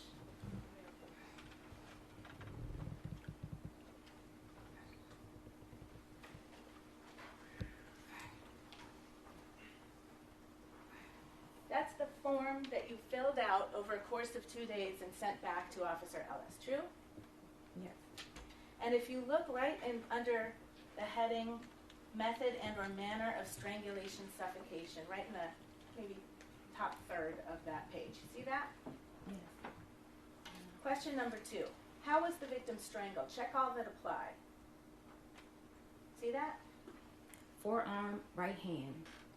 You told him you were strangled with his right hand, true? With forearm, right hand. That is what's checked. Okay, but you just testified under oath it was only his forearm. This is the right side. I'm little. Everything went across my neck. So So you that is what I meant by forearm, right hand was his whole right side. Right hand was the smack and forearm was the choke. How was the victim strangled? That was, right hand meant smack, but his whole right arm was across my chest. You also estimated the level of pressure that the suspect used during strangulation. Do you remember doing that? Yes. I peed myself, and I came back on my cycle really heavily. So that was So a yes it was or no question hard. there? You gave it a yes. You remember doing that, right? Yes. And you had a choice. Low is a 1 and 10 is a high. You see that? Yes. What'd you pick? 10. 10. Yes. You said Mr. Diggs is 6 feet tall. He's actually 6'2", right? I don't know. You don't know how tall he is? You've known him for 4.5 years. I don't know. He's taller than me. Way taller than me. Okay. And you know he lifts weights every day, right? He takes hits from 300-pound men, right? For his job. True? I guess. Do you know that? No, I don't know what his role is. And I thought he ran the ball. I don't know if people... I'm not sure what he does. How many games that Steph Diggs has played in have you attended? I don't know football. I don't watch it to know what's what. I've attended a couple games. The question was, how many of Stefon Diggs' games have you gone to and watched? Gone to? Maybe 4. And you don't know that he gets tackled in that game? I don't really watch it, honestly. I'm just there for the vibes. I don't really know what be going on in football. I don't know the rules. I think you will agree with me, that if Stefon Diggs used 10 out of 10 force on your neck, It was 10 for me. For my little body and what I couldn't breathe, it was a 10 for me. the question was, estimate the level of pressure that the suspect used during strangulation. It felt a 10 to me. I could not breathe. So you chose to answer a different question than the one you were asked. This questionnaire is about me. Why wouldn't I answer it about me? This is not a questionnaire that's a united, I don't know how to say it, a global, this is about me. This is what happened to me. Okay.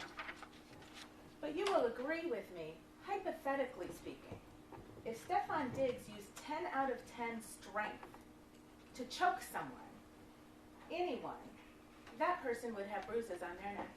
I would not agree. You will agree that if Stefon Diggs used 10 out of 10 force to choke you, you would have bruises on your neck. Objection.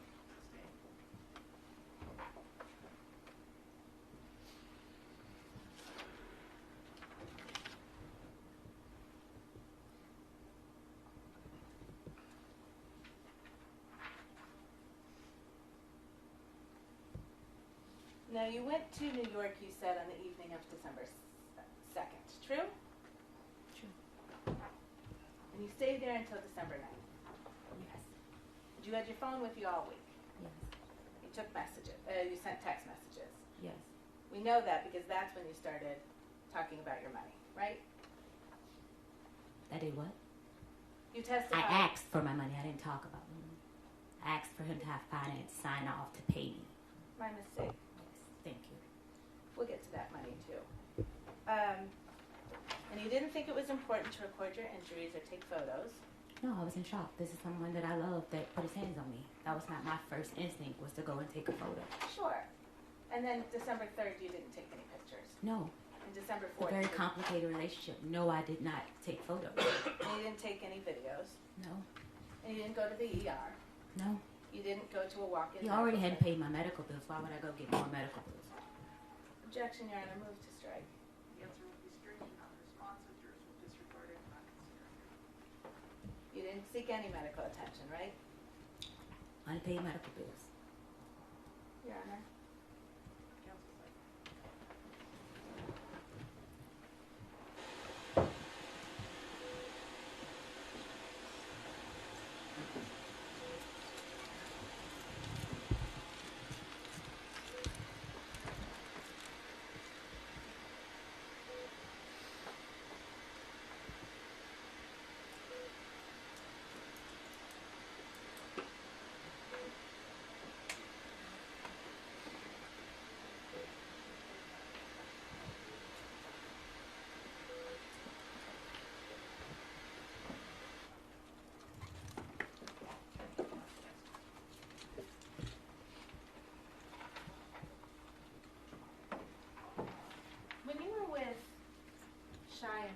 for that week in New York City.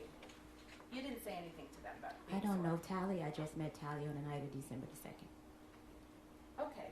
Shy Charles has her own, it's a personal Ma'am? relationship with Ma'am? Stefon. I need to be able to ask you questions. Okay, I and thought you I was need to be able to answering, answer. still answering the first question that you said. You didn't let me finish. Ms. Adams, we're going to take it again, just a question at a time. It isn't an opportunity for a narrative, and so let her ask her question, all right, and then answer the question, and if there is, if there's feeling that you're not being allowed to finish, let me know. Just take the question out, okay, thank you. Thank you, Honor. You didn't tell them anything about being assaulted. These are not people I trust to tell anything of that nature to. They're just people that you trust to spend a week with. in These New are York. people that I met through Stefon Diggs. I had no choice but to stay with them. I had no money. I thought you just testified you had a ticket to Atlanta, That Sonny brought. and then you changed on December 2nd, right? Yes. And then you changed your ticket to Atlanta to go to New York with Yes. Shy and Sonny. I'm Yes. sorry, with Shy and Tolly, right? Yes. So you did have someplace else to I go. changed the ticket because I didn't have money for Ubers to get home in Atlanta. Shy was going to pick me up from the airport.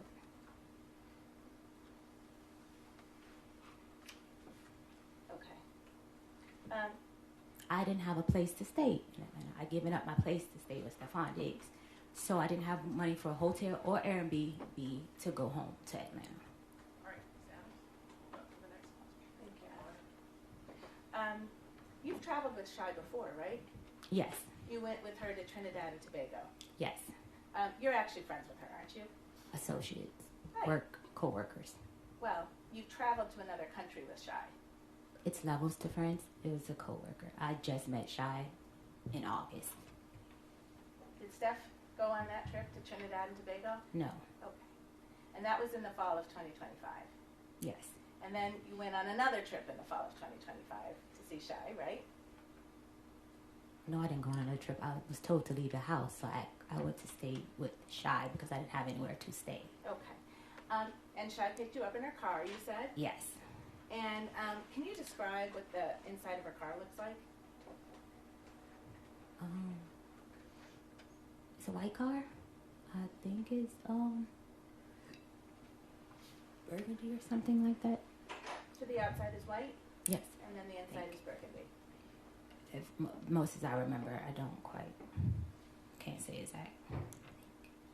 Okay.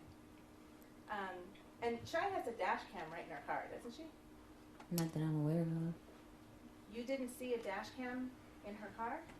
No, I saw like where you see the speedometer and stuff like that. No, not down on the panel where people look when they're driving. Up on the top of her car. There's a bar on the top of her car with a dash cam on it, right? No, I didn't see that. You didn't see that. No. Okay. Did Shy ever tell you that she had a dash cam in her car? No. Okay. Did you know that you were being recorded on that dash cam on December 2nd? No. Did you know you were being recorded on December 3rd? No. You know now you were recorded, correct? Yes. And you've seen the videos that came from Shy's dash cam in her car, true? No. Oh, you haven't seen them yet? No. Your Honor, permission to publish Exhibit 5, I understand it's already in evidence.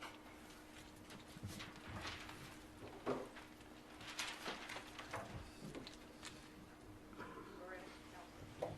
Your Honor, sorry, but maybe we can see a sidebar.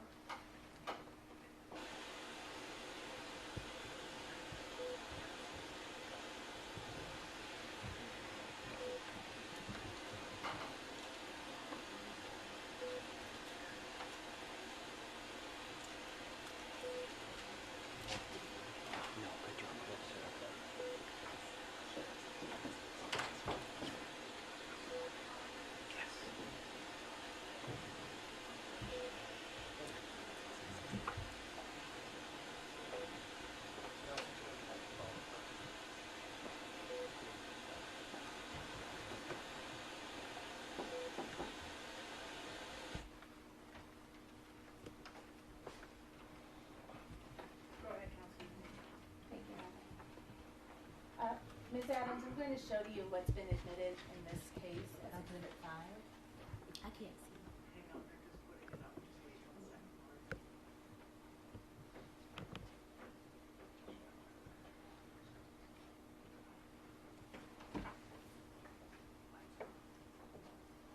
And I believe you testified that you first became aware that there were videos of you last week. Yes.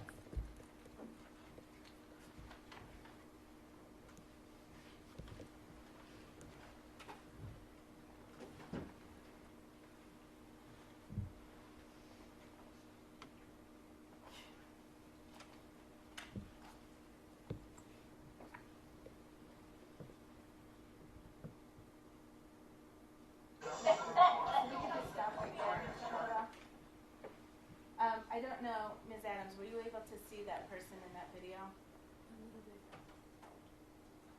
If not, we can play the whole thing. Okay. You can play the whole thing. We want to also move it. I think they're gonna just fix.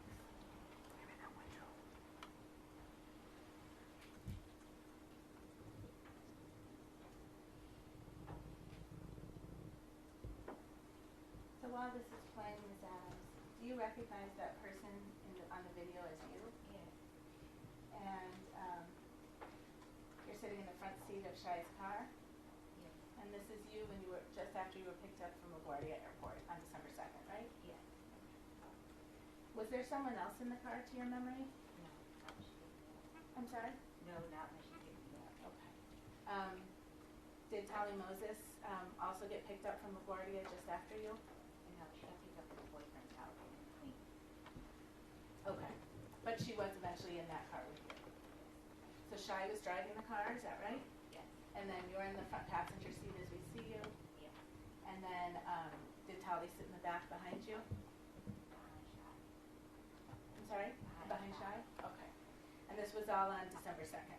Yes. And this is the day you say you were violently assaulted? Yes, that doesn't justify or prove that I wasn't assaulted because I learned how to save face. Okay? Mr. Kettlewell, can we also show the next video, Julian Sosa and Exhibit 5? Your Honor, just for clarification, there's Exhibit 5, I think, is just a number of videos in one exhibit. Thank you. Thank you, Mr. Richards. And do you recognize the person in this video? Yes. And that's you in Shai's car again? Yes. And this is the next day, right? It's December 3rd. Do you recognize that? Well, I might not be able to see.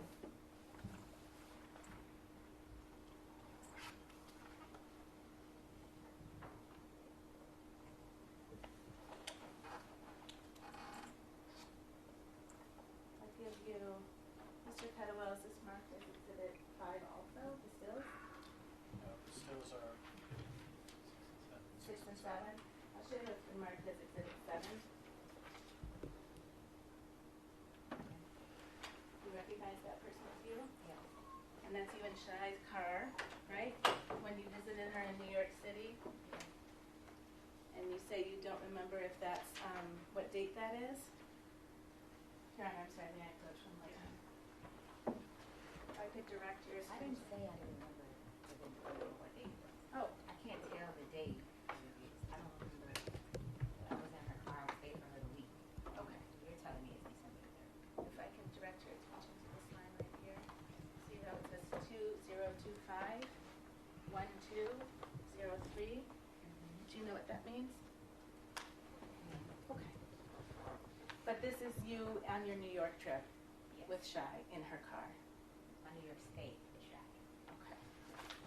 All right, this has not been preliminarily marked. Or is it offering it? I believe that was intended to be in the thumb drive. It's in the thumb drive separately. Stills, though, I think Mr. Frick is referencing, have not been marked as 6 or 7 in this report's record. So if you want to admit them there. I have no objection to those stills being marked as 6 and 7. Thank you. This would be Exhibit 7 that is Yes, thank you, Mr. Clerk, and this is, There's a copy for the court. yes, sir. This is Exhibit 6.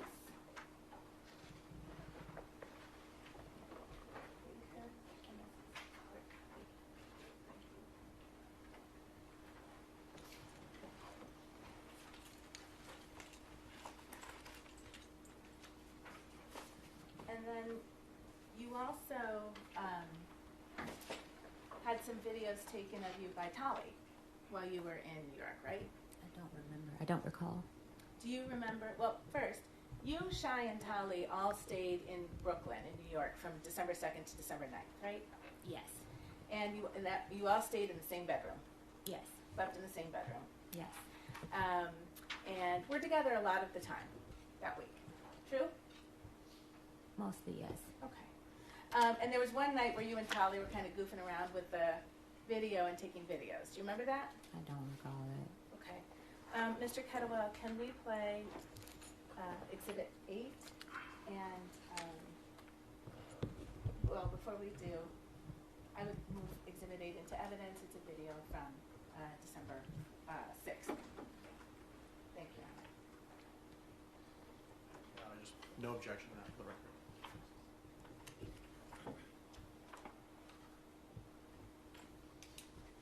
And Ms. Adams, did you recognize the person on that video? Yes. Who is that? Me. And that's in Shy's bedroom, right? Yes. Where you and Tolly and Shy spent the entire week, right? Majority Tally would sleep on the couch some days. I'm sorry? Tally would sleep on the couch some days. Okay. But in that video, Tolly was videoing you, right? Okay. I don't recall that. You don't remember that? Yeah, but we were upstairs. Okay. Mr. Kettlewell, and Your Honor, I would move in Exhibit 9, which is another video from that same time. December 6th, 2025. That's still for the record. I believe it's also Thank you, gentlemen.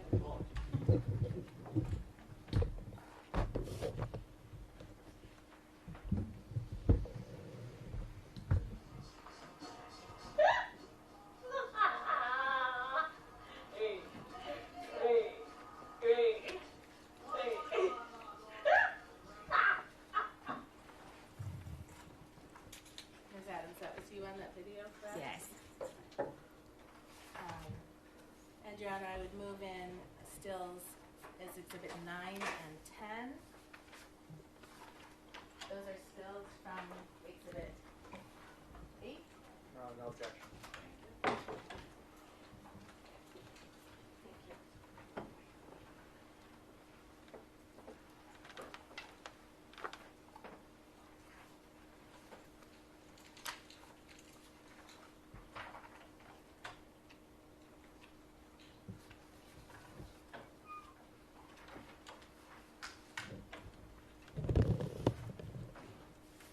And Ms. Adams, I'd just ask you to look at those and tell me if that's a fair and accurate representation of you from the week you spent in New York That day, yes. on December 6th, 2025. Yes. Your Honor, may I publish to the jury? Thank you. For the record. I am offering to the jury Exhibits 9 and 10, which are 2 stills taken from the second video of Exhibit 8. And no objection.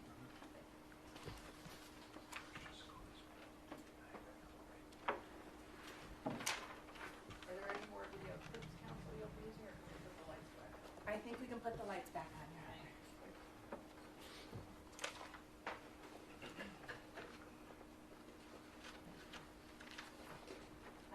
Now, Steph and his group got back from Miami to his Dedham home on December 7th, correct? I'm not sure the day he got back. I got back on the night. I'm sorry? Tuesday. Well, it was late in the night. Tuesday, if I'm not mistaken. The 9th I got back. Well, you know he got back to the Dedham house before you did. I didn't know that. When I got there, I realized that he was there. I was in no communication with him on what day he was coming back.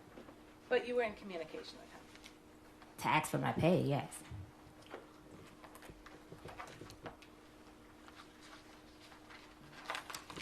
can you turn to tab C, which has been marked as Exhibit 3, please?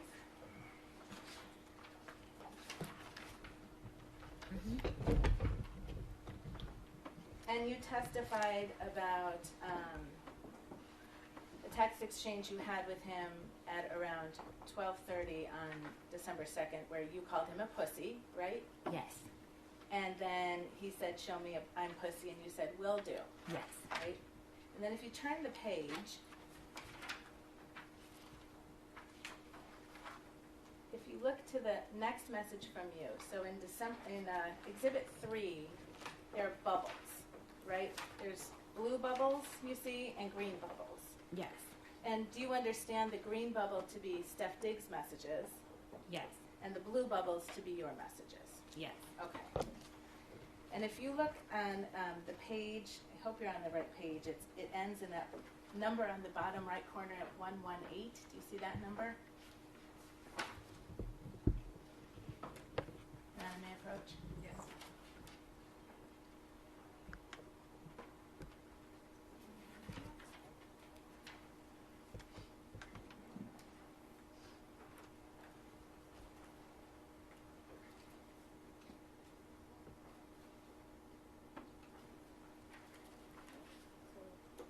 So 117 is the page we just looked at. Looking at 118, your first message. And do you see down here these numbers here? Yes.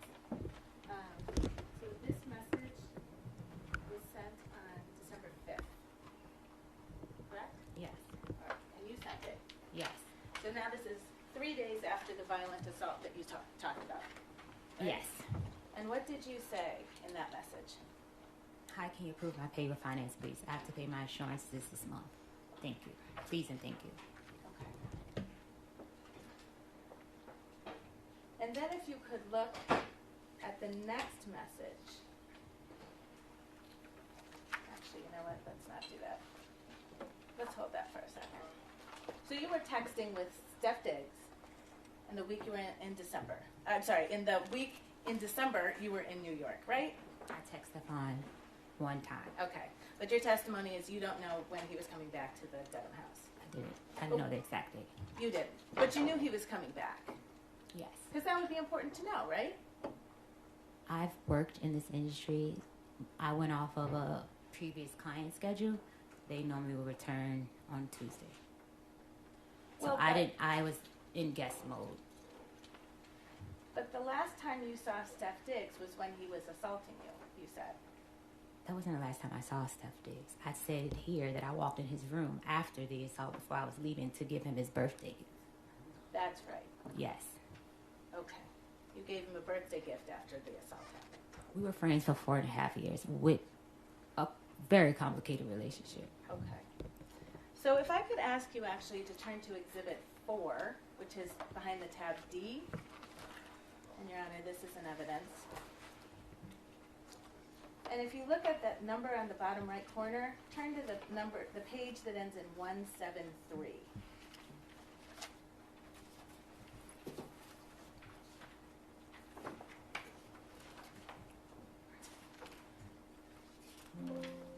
And I'll ask you some questions before we get to that substance, okay? Mm-hmm.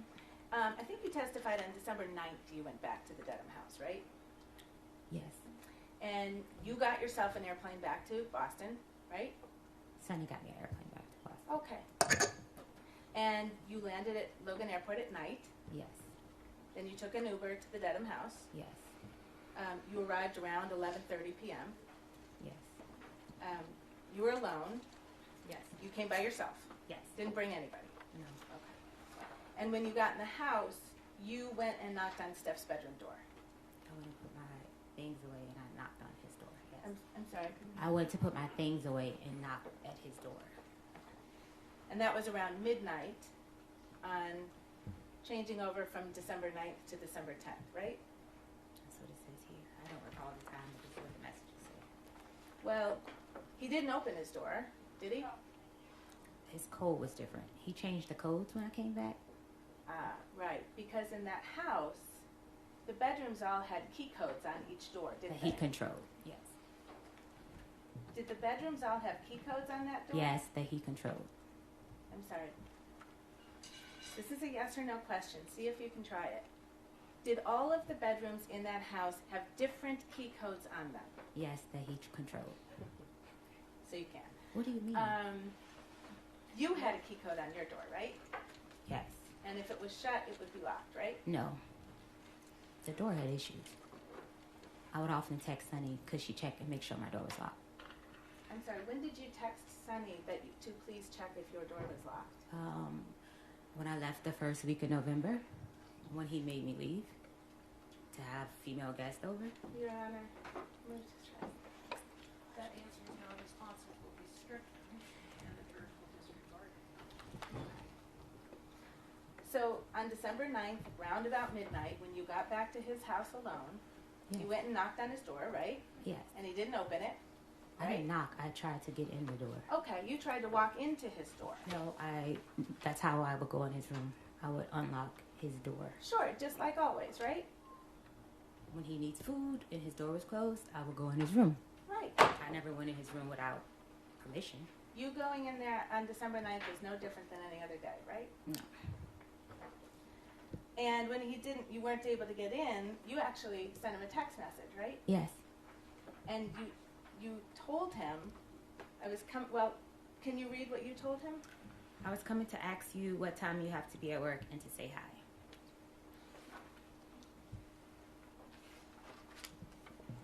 Okay. And then you just went right back to work, right? Yeah, I went to bed. I'm sorry? I went into my room and went to bed. You went into your room and you went to sleep Yes. by yourself Yes. in the house Yes. with Steph Diggs there. Yes. And then the next morning you got up and you made him breakfast. Yes. Now you told Officer Ellis when you reported the assault that you left your position on December 2nd. Do you remember that? I was saying I left the house. I didn't leave my position. I was really going back to get my things. I had no plan, with nowhere to go, so I needed to be nice to him.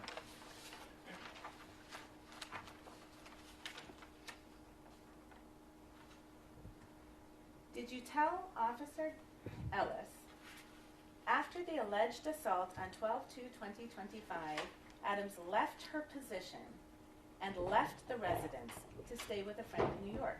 Left my position mean I left to get on a plane and go. I didn't tell him I quit. That didn't mean that I quit. You didn't quit. No. Did you tell Officer Ellis that on 12/9/2025 you returned to the house just to get your property? Yes, I was going to get my property. But you were also going to work for a while first? Basically, I was going to get my property. I was trying to get my money. I asked Mr. Diggs the next day about my money when I returned to the house.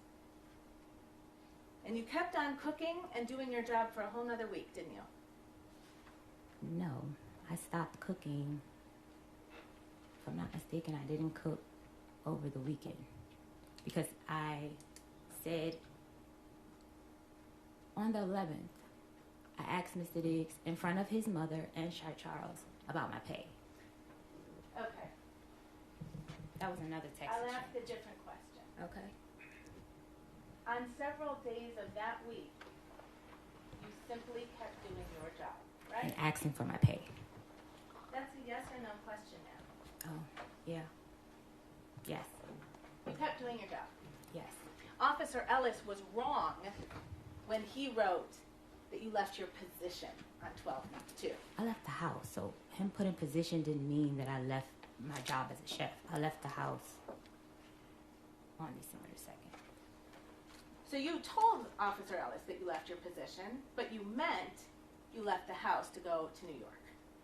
Yes, I left for the day. It wasn't that I was saying I quit or saying it in a way that I quit my job. I didn't say that. You've mentioned Mr. Diggs' assistant, Sunny, a couple of times, right? Stealing Sunny, yes. I'm sorry? Stealing Sunny, that's what he calls her. Your Honor, I move to strike, and I'd ask that the witness be instructed to please answer a question. That answer will be stricken, the jurors will be disregarded. And if you don't understand the question, please ask the counsel to restate it. Thank you, Your Honor. Sunny was a friend of yours, wasn't she? No. Ms. Adams, you texted Sunny all the time, didn't you? Because that was my contact. Go to contact for payment, go to contact if I didn't have access to his card or I didn't have money on my card to order food. And we would discuss things at work.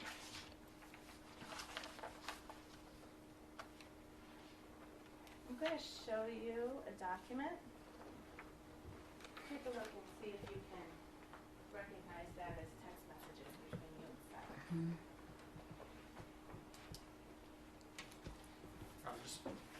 I see what this is. Oh, of course.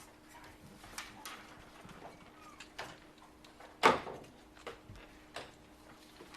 Thank you.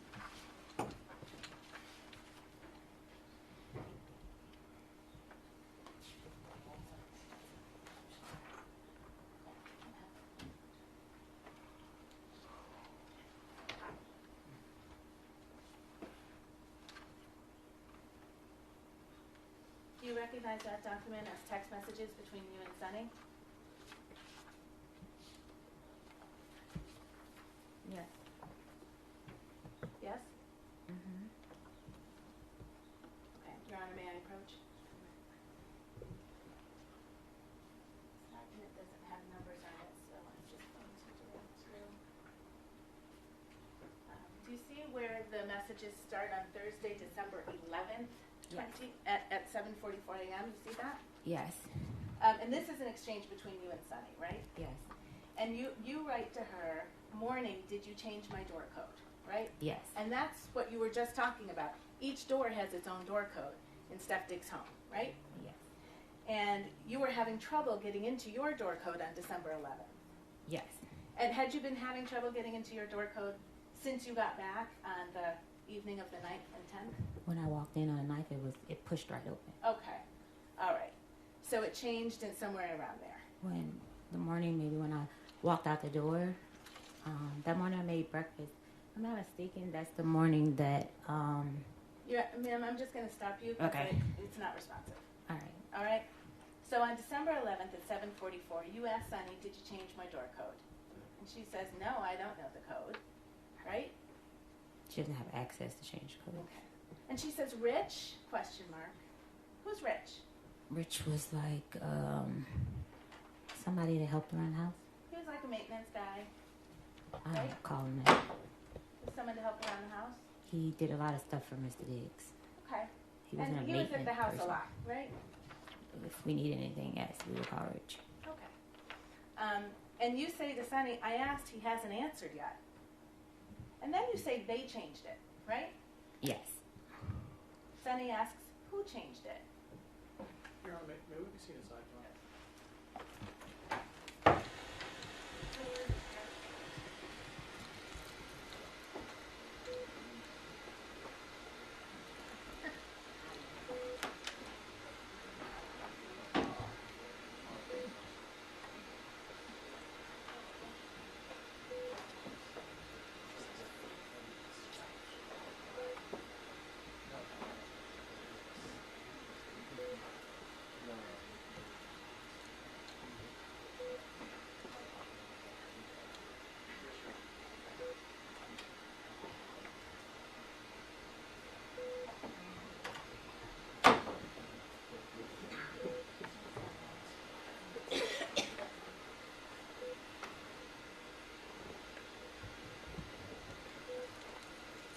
Jurors, are you all doing okay? Does anyone need a break?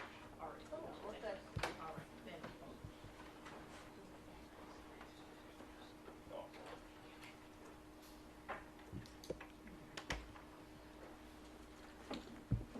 All right, so you say they changed it, right? And Sunny asks, who changed it? And what did you say to Sunny? He said they. He said they. So What else did you say to Sunny? said, hey, so Steph and his name was white bitch. I'm sorry? I said, he said they, so Steph and the white bitch. When you said, he said they, the he in that sentence was Steph, right? Yes. No. Yeah. Yes. And the they, who is that? Them two together. So your testimony is, so the white bitch, is that Lindsay? Yes. Okay. All right. So was that the kind of thing you said to your coworker? Yes, because she called me a bitch first. I see. So you were kind of friendly with Sunny. Yes. You shared stuff with her. Sunny disliked her too. Okay. So you shared that. They had their own thing before I came. And then if I could ask you to turn to tab D in your binder, which is Exhibit 4. And I'm sorry to do this, but if you could look the numbers at the bottom right, the number that begins, that ends 178.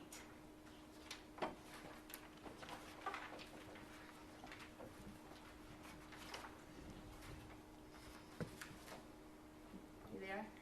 Mm-hmm. Okay. And so that text exchange with Sunny, that was at 7:44 a.m. on December 11th. Yes. All right. And if you look at these messages on page 178 of Exhibit 4, this blue message at the top is something that you sent on December 11th, 7:52 a.m. Do you see that? Yes. And you sent it to Steph. Yes. What did you say to Steph? Did Lindsay change my door code? And why can't I get into my room? Okay. And then you and Steph kind of have a back and forth about the codes and why can't you get in, right? Yes. All right.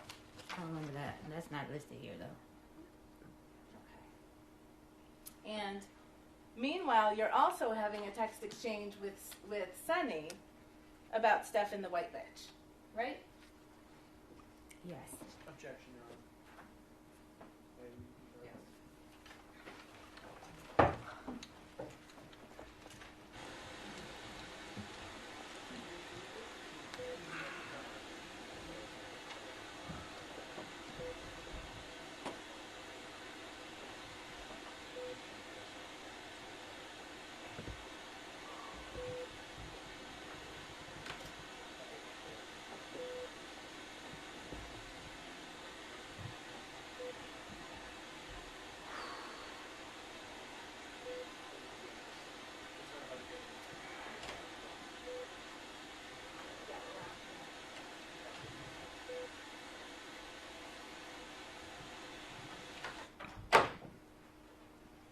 Stated at sidebar that objection is sustained. Thank you, Your Honor. So you and Steph have some back and forth that same morning, December 11th, right? Yes. In text message. And he explains to you, if you can turn the page to 2 pages in, page 180. He explains to you, I didn't know if he was going to come back or not, so I had him changed. Right? Stefon know why he had the door lock changed. Is that what he wrote to you on Yes. December 11th in the morning? Yes. Okay. And what did you respond?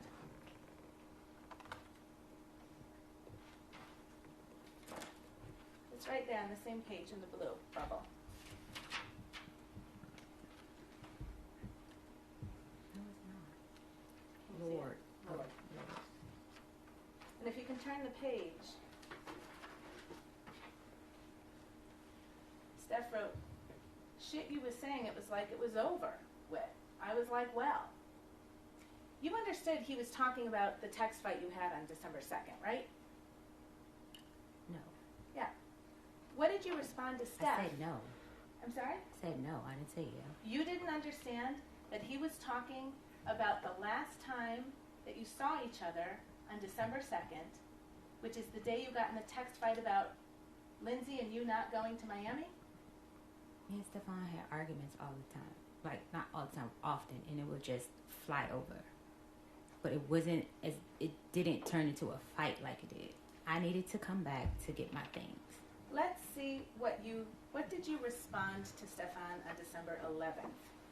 And this is now 9 days after you were assaulted, supposedly. I was assaulted. It wasn't supposedly. What did you respond to Steph?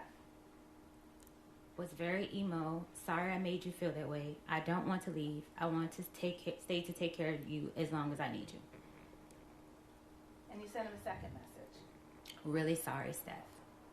You were angry with him on December 2nd. You already testified to that. Needed to be nice to Stefon in order to get my pay to leave. I'm sorry, you were texting? I needed to be nice to Stefon in order to get my pay to leave.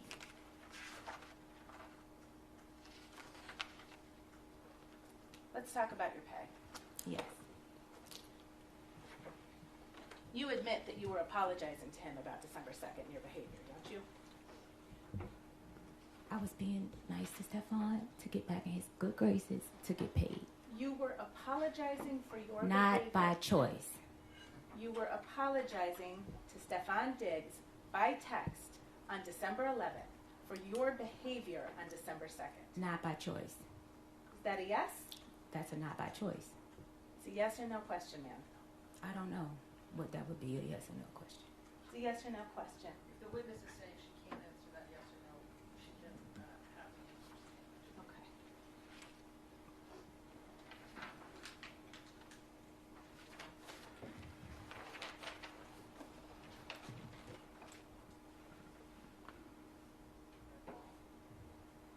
All right, so your claim, I guess, is that Steph owed you money. It's not a guess. Stefon did back wages.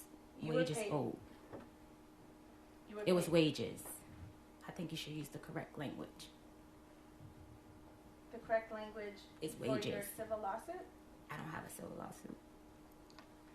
You were paid $2,000 per week to cook for him, right? Yes. And if you used your own money to buy groceries, you were reimbursed for that. Yes.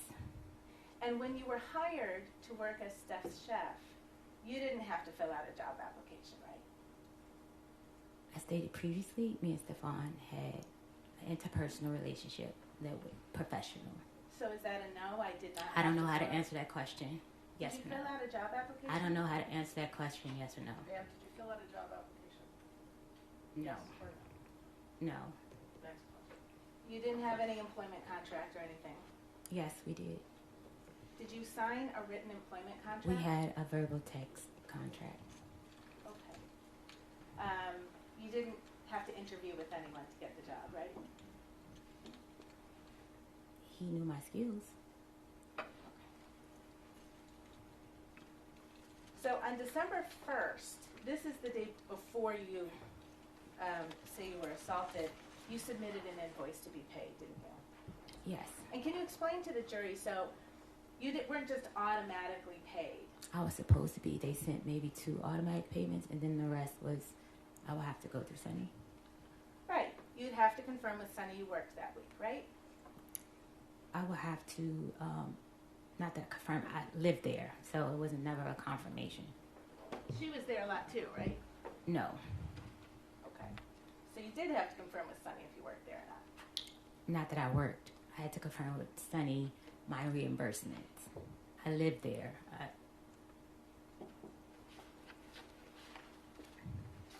on December 1st, what you did was you took an invoice for money you claimed you were owed, right? It's not a claim, it's money that I was owed. You submitted an invoice on December 1st for payment, right? I don't recall. I don't know the exact date.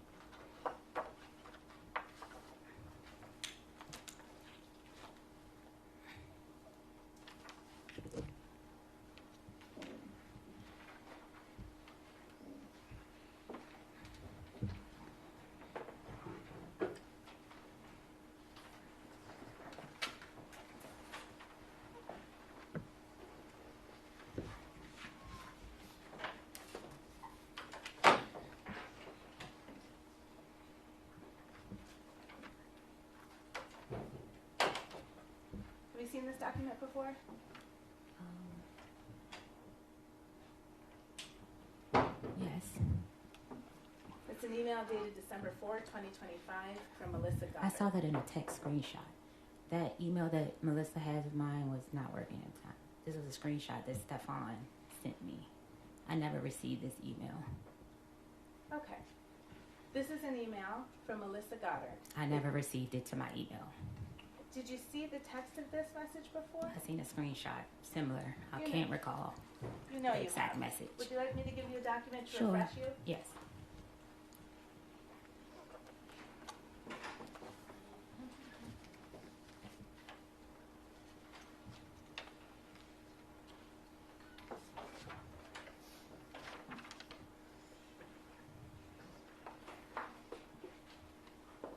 Oh, sorry, Your Honor. If you want to give the jury a break, it's just going to take me a couple of minutes. Why don't we just take a 5-minute stretch break? Yes, Your Honor. I just don't want to waste time.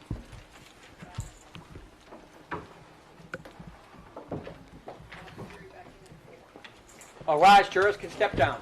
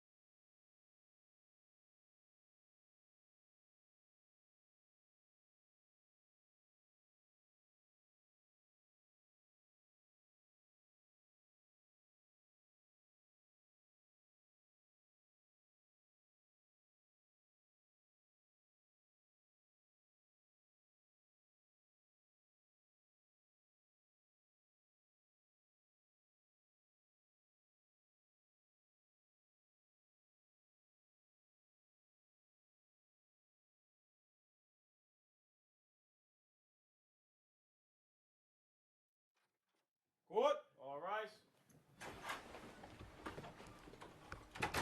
Sergeant McCormick's back in session. You may be seated. Thank you, Anna. May I proceed? Yes. We were just looking at an email, and you didn't remember, you said you hadn't received it in that form. If you can turn the page, did you see the invoice? Yes. And that was your invoice, right? Yes. And you said on that invoice dated December 1st, right, Yes. that you were owed payment of $2,000 for three weeks in November, right? Yes. And you were owed grocery reimbursement for $3,179.06, right? Yes. And that was what you submitted to get payment. Yes. And you said you didn't receive this email, but you remembered getting it by text message, right? Yes. Okay.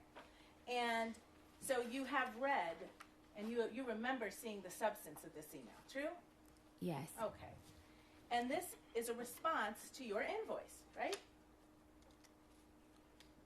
I don't recall because Stefon was refusing to pay me for the week he sent me home. Well, Melissa Goddard writes on December 4th, I appreciate you may not have received this on December 4th, but she writes, "Thank you for providing an invoice. I've attached a readable PDF." Yeah.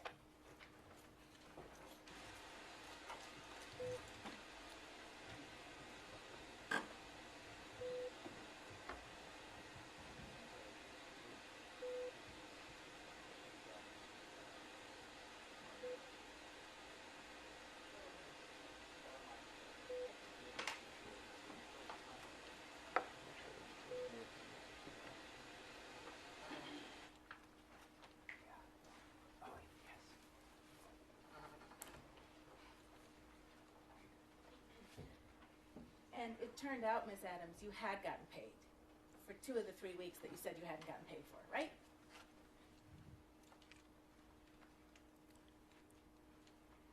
This is missing a whole lot of stuff. It's a yes or no question. I can't answer your question correctly without the proper evidence. Your Honor, may I approach? You may.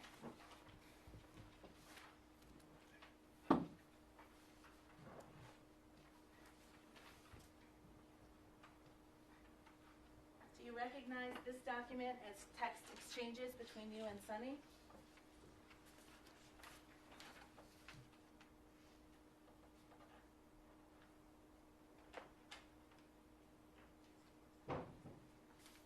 Yes. Dated December 9, 2025? Yes. And you're the person in the bubbles on the left? Yes. And you write to Sunny, "Hey, so I looked over my transfers, payment history, and they sent payments, 11/7 and 11/21, totaling $4,000. See that? Yes. So you knew that you had actually been paid for 2 of those 3 weeks that you tried to get paid for again, right? What's your name? I never got your name. Did you know I that don't you know. had I been was trying to paid? address you by your name because I'm not this. I don't know. I can't answer that question correctly. You knew on December 9th that you had been paid for 2 of the 3 weeks you said you hadn't been paid for, didn't you? I don't understand the question. You just acknowledged you wrote it to Sunny. I was supposed to be paid for the week I was sent home. So Okay. I sent the incorrect amount because I didn't know he wasn't paying me for that week. Right, so you sought $6,000 instead of $2,000. That's my calculations was Right. And so that last week, that was a week you didn't work, right? because I was sent home. Right, so you weren't in the kitchen cooking. Mr. Diggs sent me home because he had girls at the Ma'am, house. whatever you're going to I add should is be not paid. responsive, Your Honor. Yes. Ms. Adams, you understand the question you're being asked? I don't Answer understand. her question. Answer Attorney Stewart's question, all right, if you can. If it's confusing to you, she will restate it.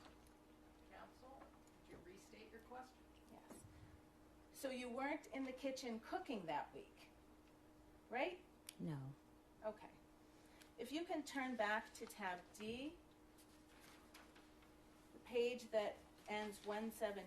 This is Exhibit 4. It has been marked and admitted into evidence. Let me know when you get there.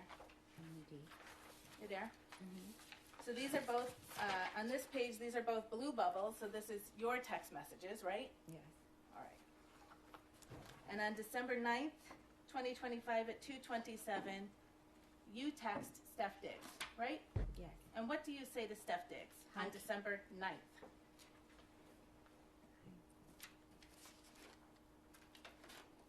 Do you need help finding it? What's the last? 171. I can help you find it if it.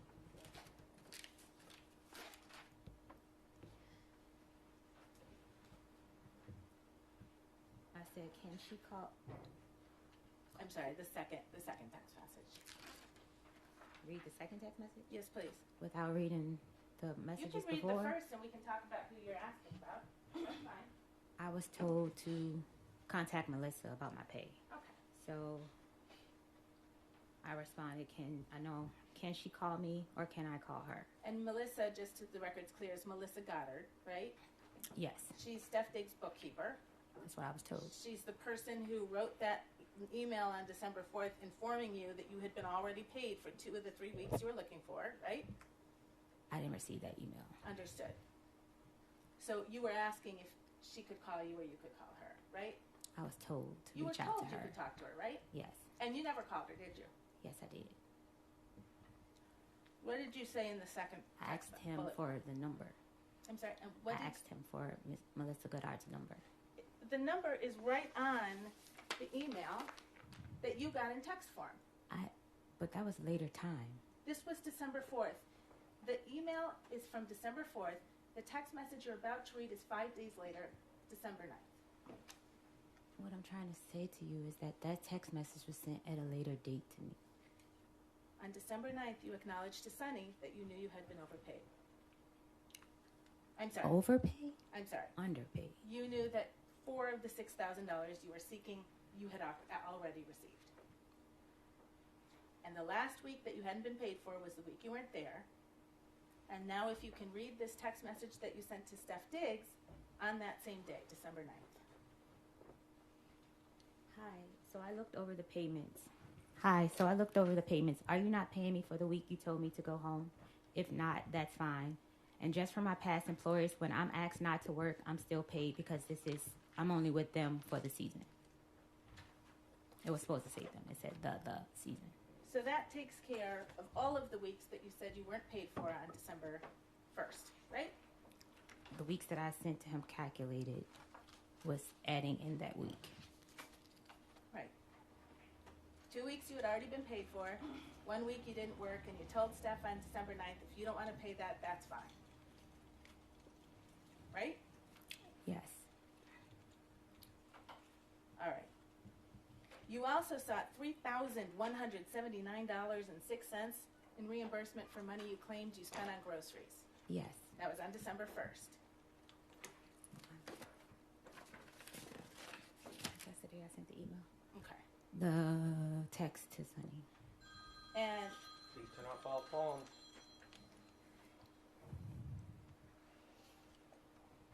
and you knew that you needed to submit receipts to justify that level of expense on groceries. That's what I did. Yes. Is your testimony here under oath that you submitted receipts justifying $3,179.06 spent on groceries out of your money? It was messed up.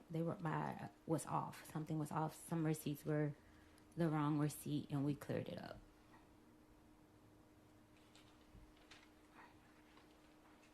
So something was messed up about that. Yes. Right? Yes. You talked about an NDA, a non-disclosure agreement. Melissa asked you to return an NDA, right? No. I'm sorry? No. Sunny asked me.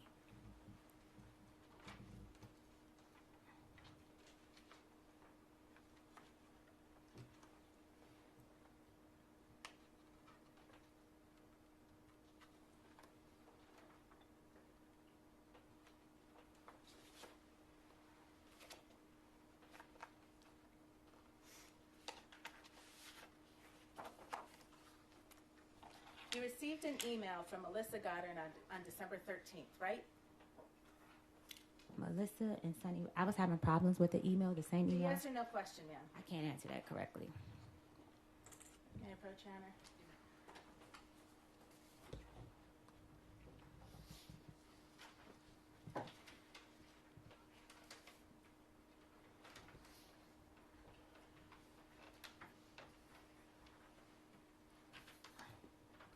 Do you recognize that as an email you received from Melissa Goddard on December 13th?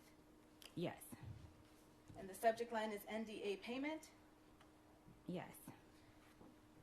She tells you she's Melissa, Mr. Diggs' bookkeeper, right? Yes. So you hadn't talked to her before December 13th because she's introducing herself right now. Yes. Okay. She says, please return the completed NDA provided to you by Sunny to this email address, right? Yes. This is required for employment with Mr. Diggs or any of his entities. Right? Yes. That's Sunny what has an NDA, doesn't she? I'm not sure. You don't know? I don't talk to Sunny about her business, but Mr. Diggs.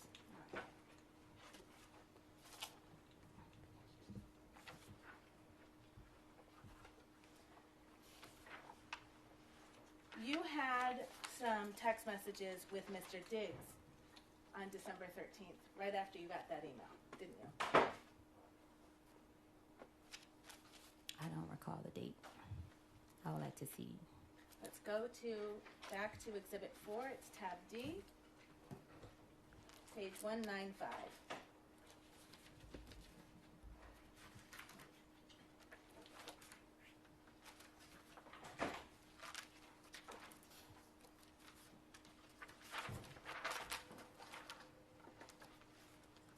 Let me know when you're there, please. You there?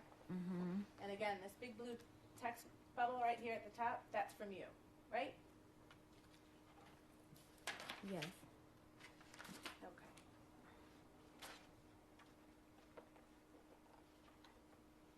And you write to Steph on December 13, 2025, you sitting here playing in my face. It's 700 some comments and none saying you effing Lindsay. Not a one. So if I told someone that, why it's not in a blog? You're still talking about that blog, that anonymous blog that caused you to get mad at Steph on December 2nd, right? When he chose to believe Lindsay over you.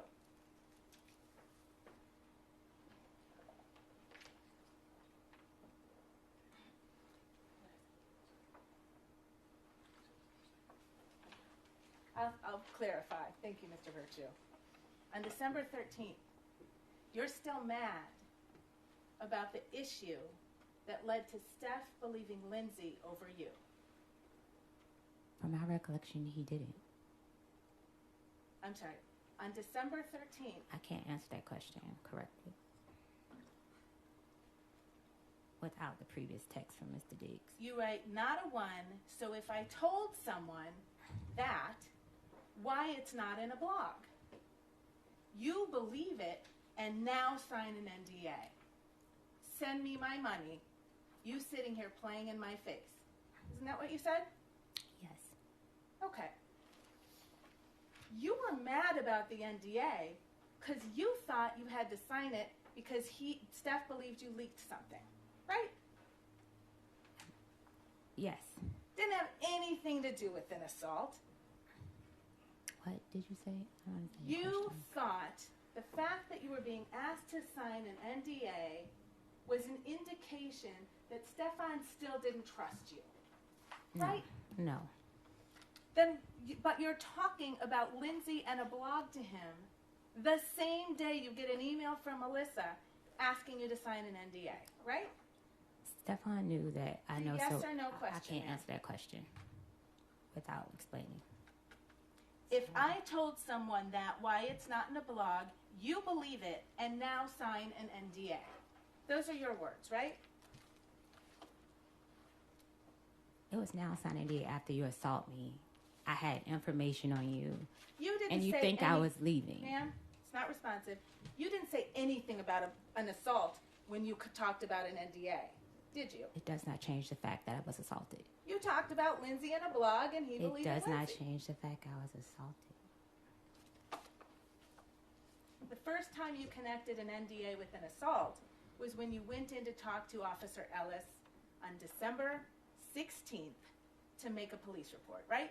Yes, because I noticed the behavior.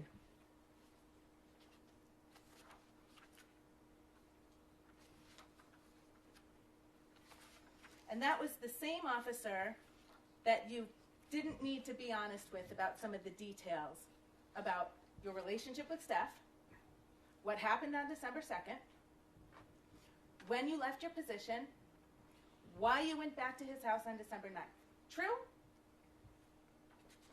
I don't understand the question. Can you repeat it? All of those things that you said to Officer Ellis on December 16th were not true.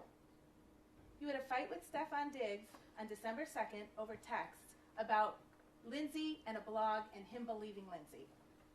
Not about money, right? It was about money. The last text that I sent to Mr. Diggs was about money. It was a bit of a compound question. Yes. It's true, Your Honor. I will. Let's turn back to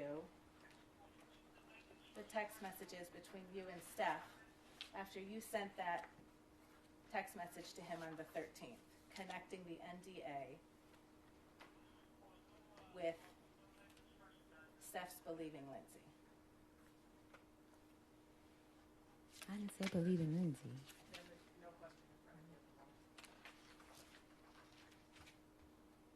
You and Stefon got in another text argument about that issue, right? And if you could turn to page 201.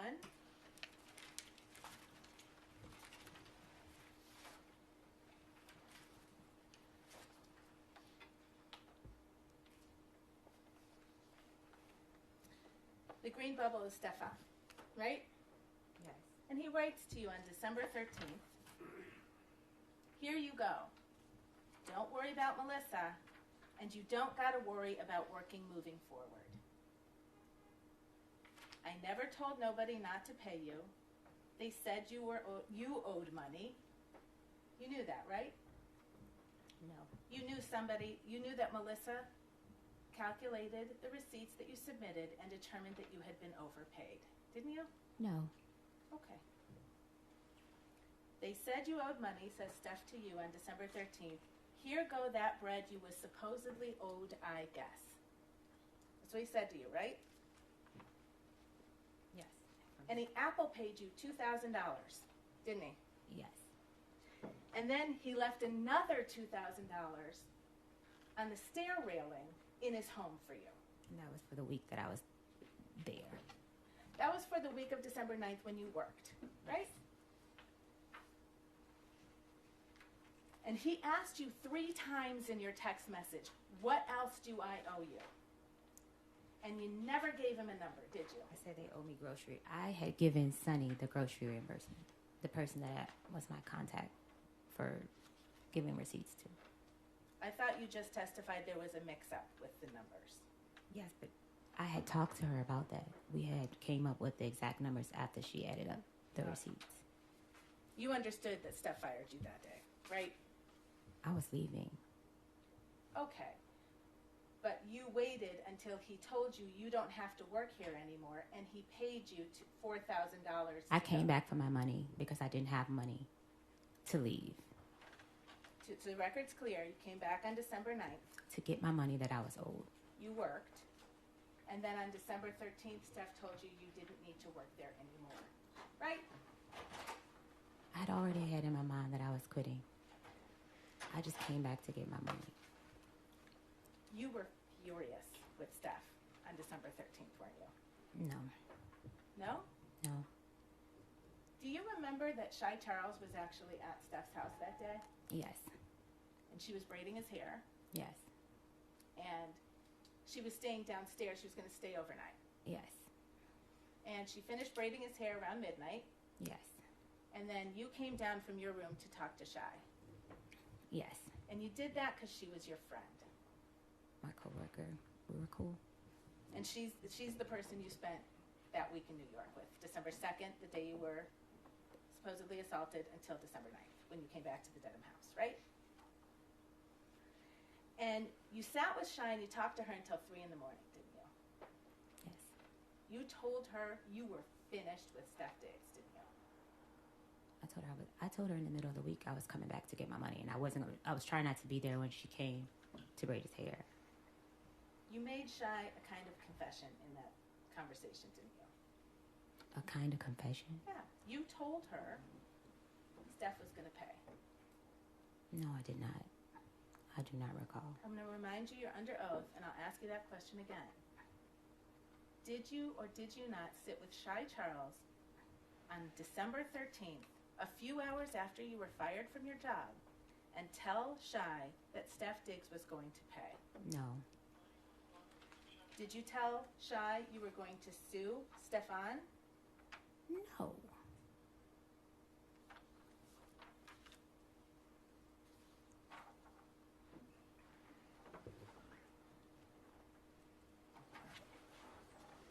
So after you were fired on the 13th, you stayed in the house, I think you said 2 more days, right?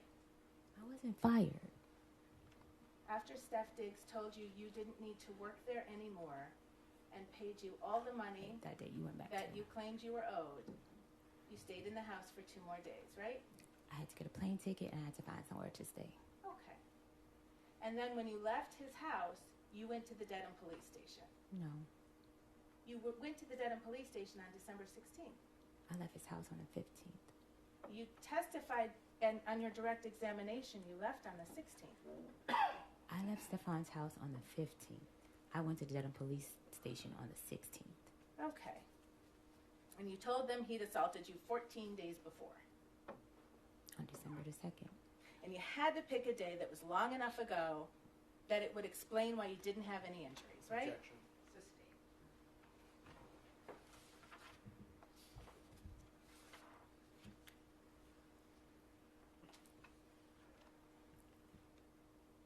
Part of the lesson you were going to teach Steph was to make a false police report. Isn't that true? Objection. Sustained.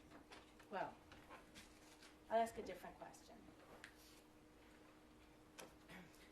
Your report that you made, it's missing a lot of detail. Would you agree? Yes. I was afraid to tell the relationship between me and Stefon Diggs. It's missing more than that. No, Right. it's not. In your opinion, it isn't. Okay. It's missing more of the text that was shared in the morning. Okay. It would have exposed a lot of things, and I still was trying to protect him and myself. You actually recanted your own statements, didn't you?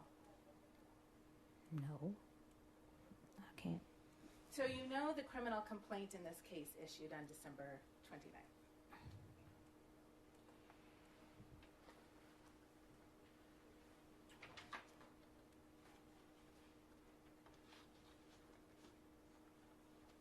Right? You know What?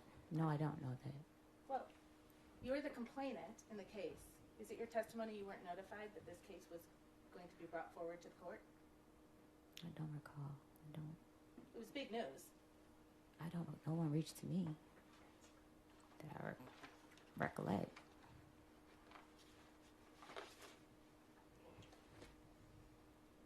You reached out to Steph's girlfriend at the time after this complaint was made public, right? Because in the police report, I had not listened to the voice note. I just read the voice note. I was afraid she knew. I was afraid. Ma'am, it's a yes or no question. I can't answer that question. After this complaint became public on December 29th, you reached out to Steph's girlfriend, didn't you? I can't recall the date, but yes. May I approach you on that? Counsel actually approached them.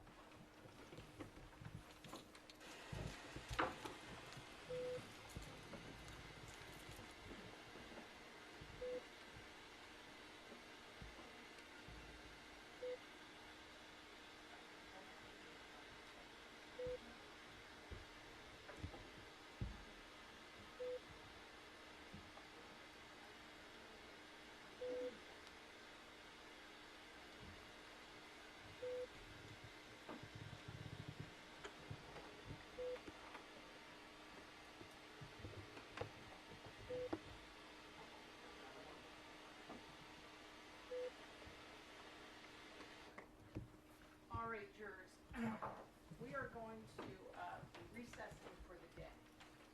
And I want to remind you not to discuss this case with anyone, including your fellow jurors, family members, or friends. And I also want to state you're not to allow anyone to discuss this case with you or in your presence. I'm going to ask you not to stop in the public areas of the courthouse, to leave the courthouse directly, and then tomorrow morning to return directly to the jury room, all right?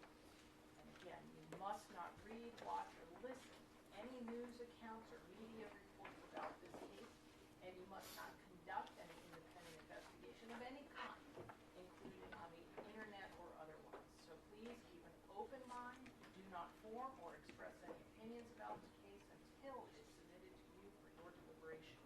We will resume tomorrow. I'm going to ask you to be in the jury room by 8:45. All right? With all of that caution, have a nice night, and thank you for your attention. All rise, jurors can step down this way, please.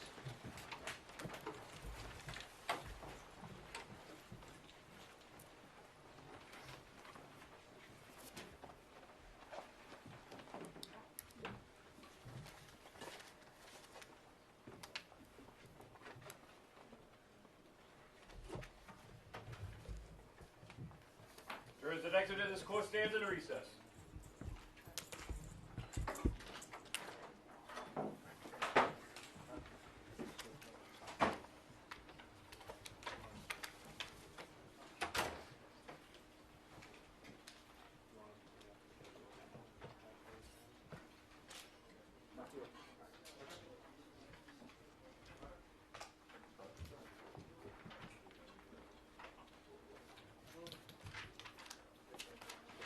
You want to see if anybody wants the last card, Johnny?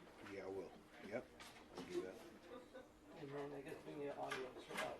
I'll bring, They're coming out.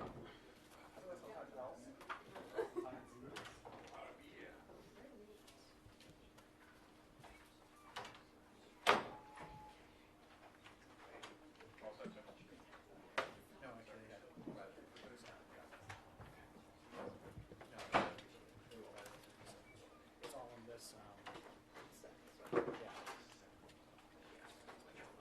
So you think they'll let us keep it taped?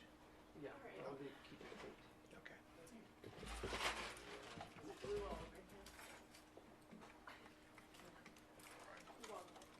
So, See, I don't know if they want it. NBC This is from Boston? 3:30 on.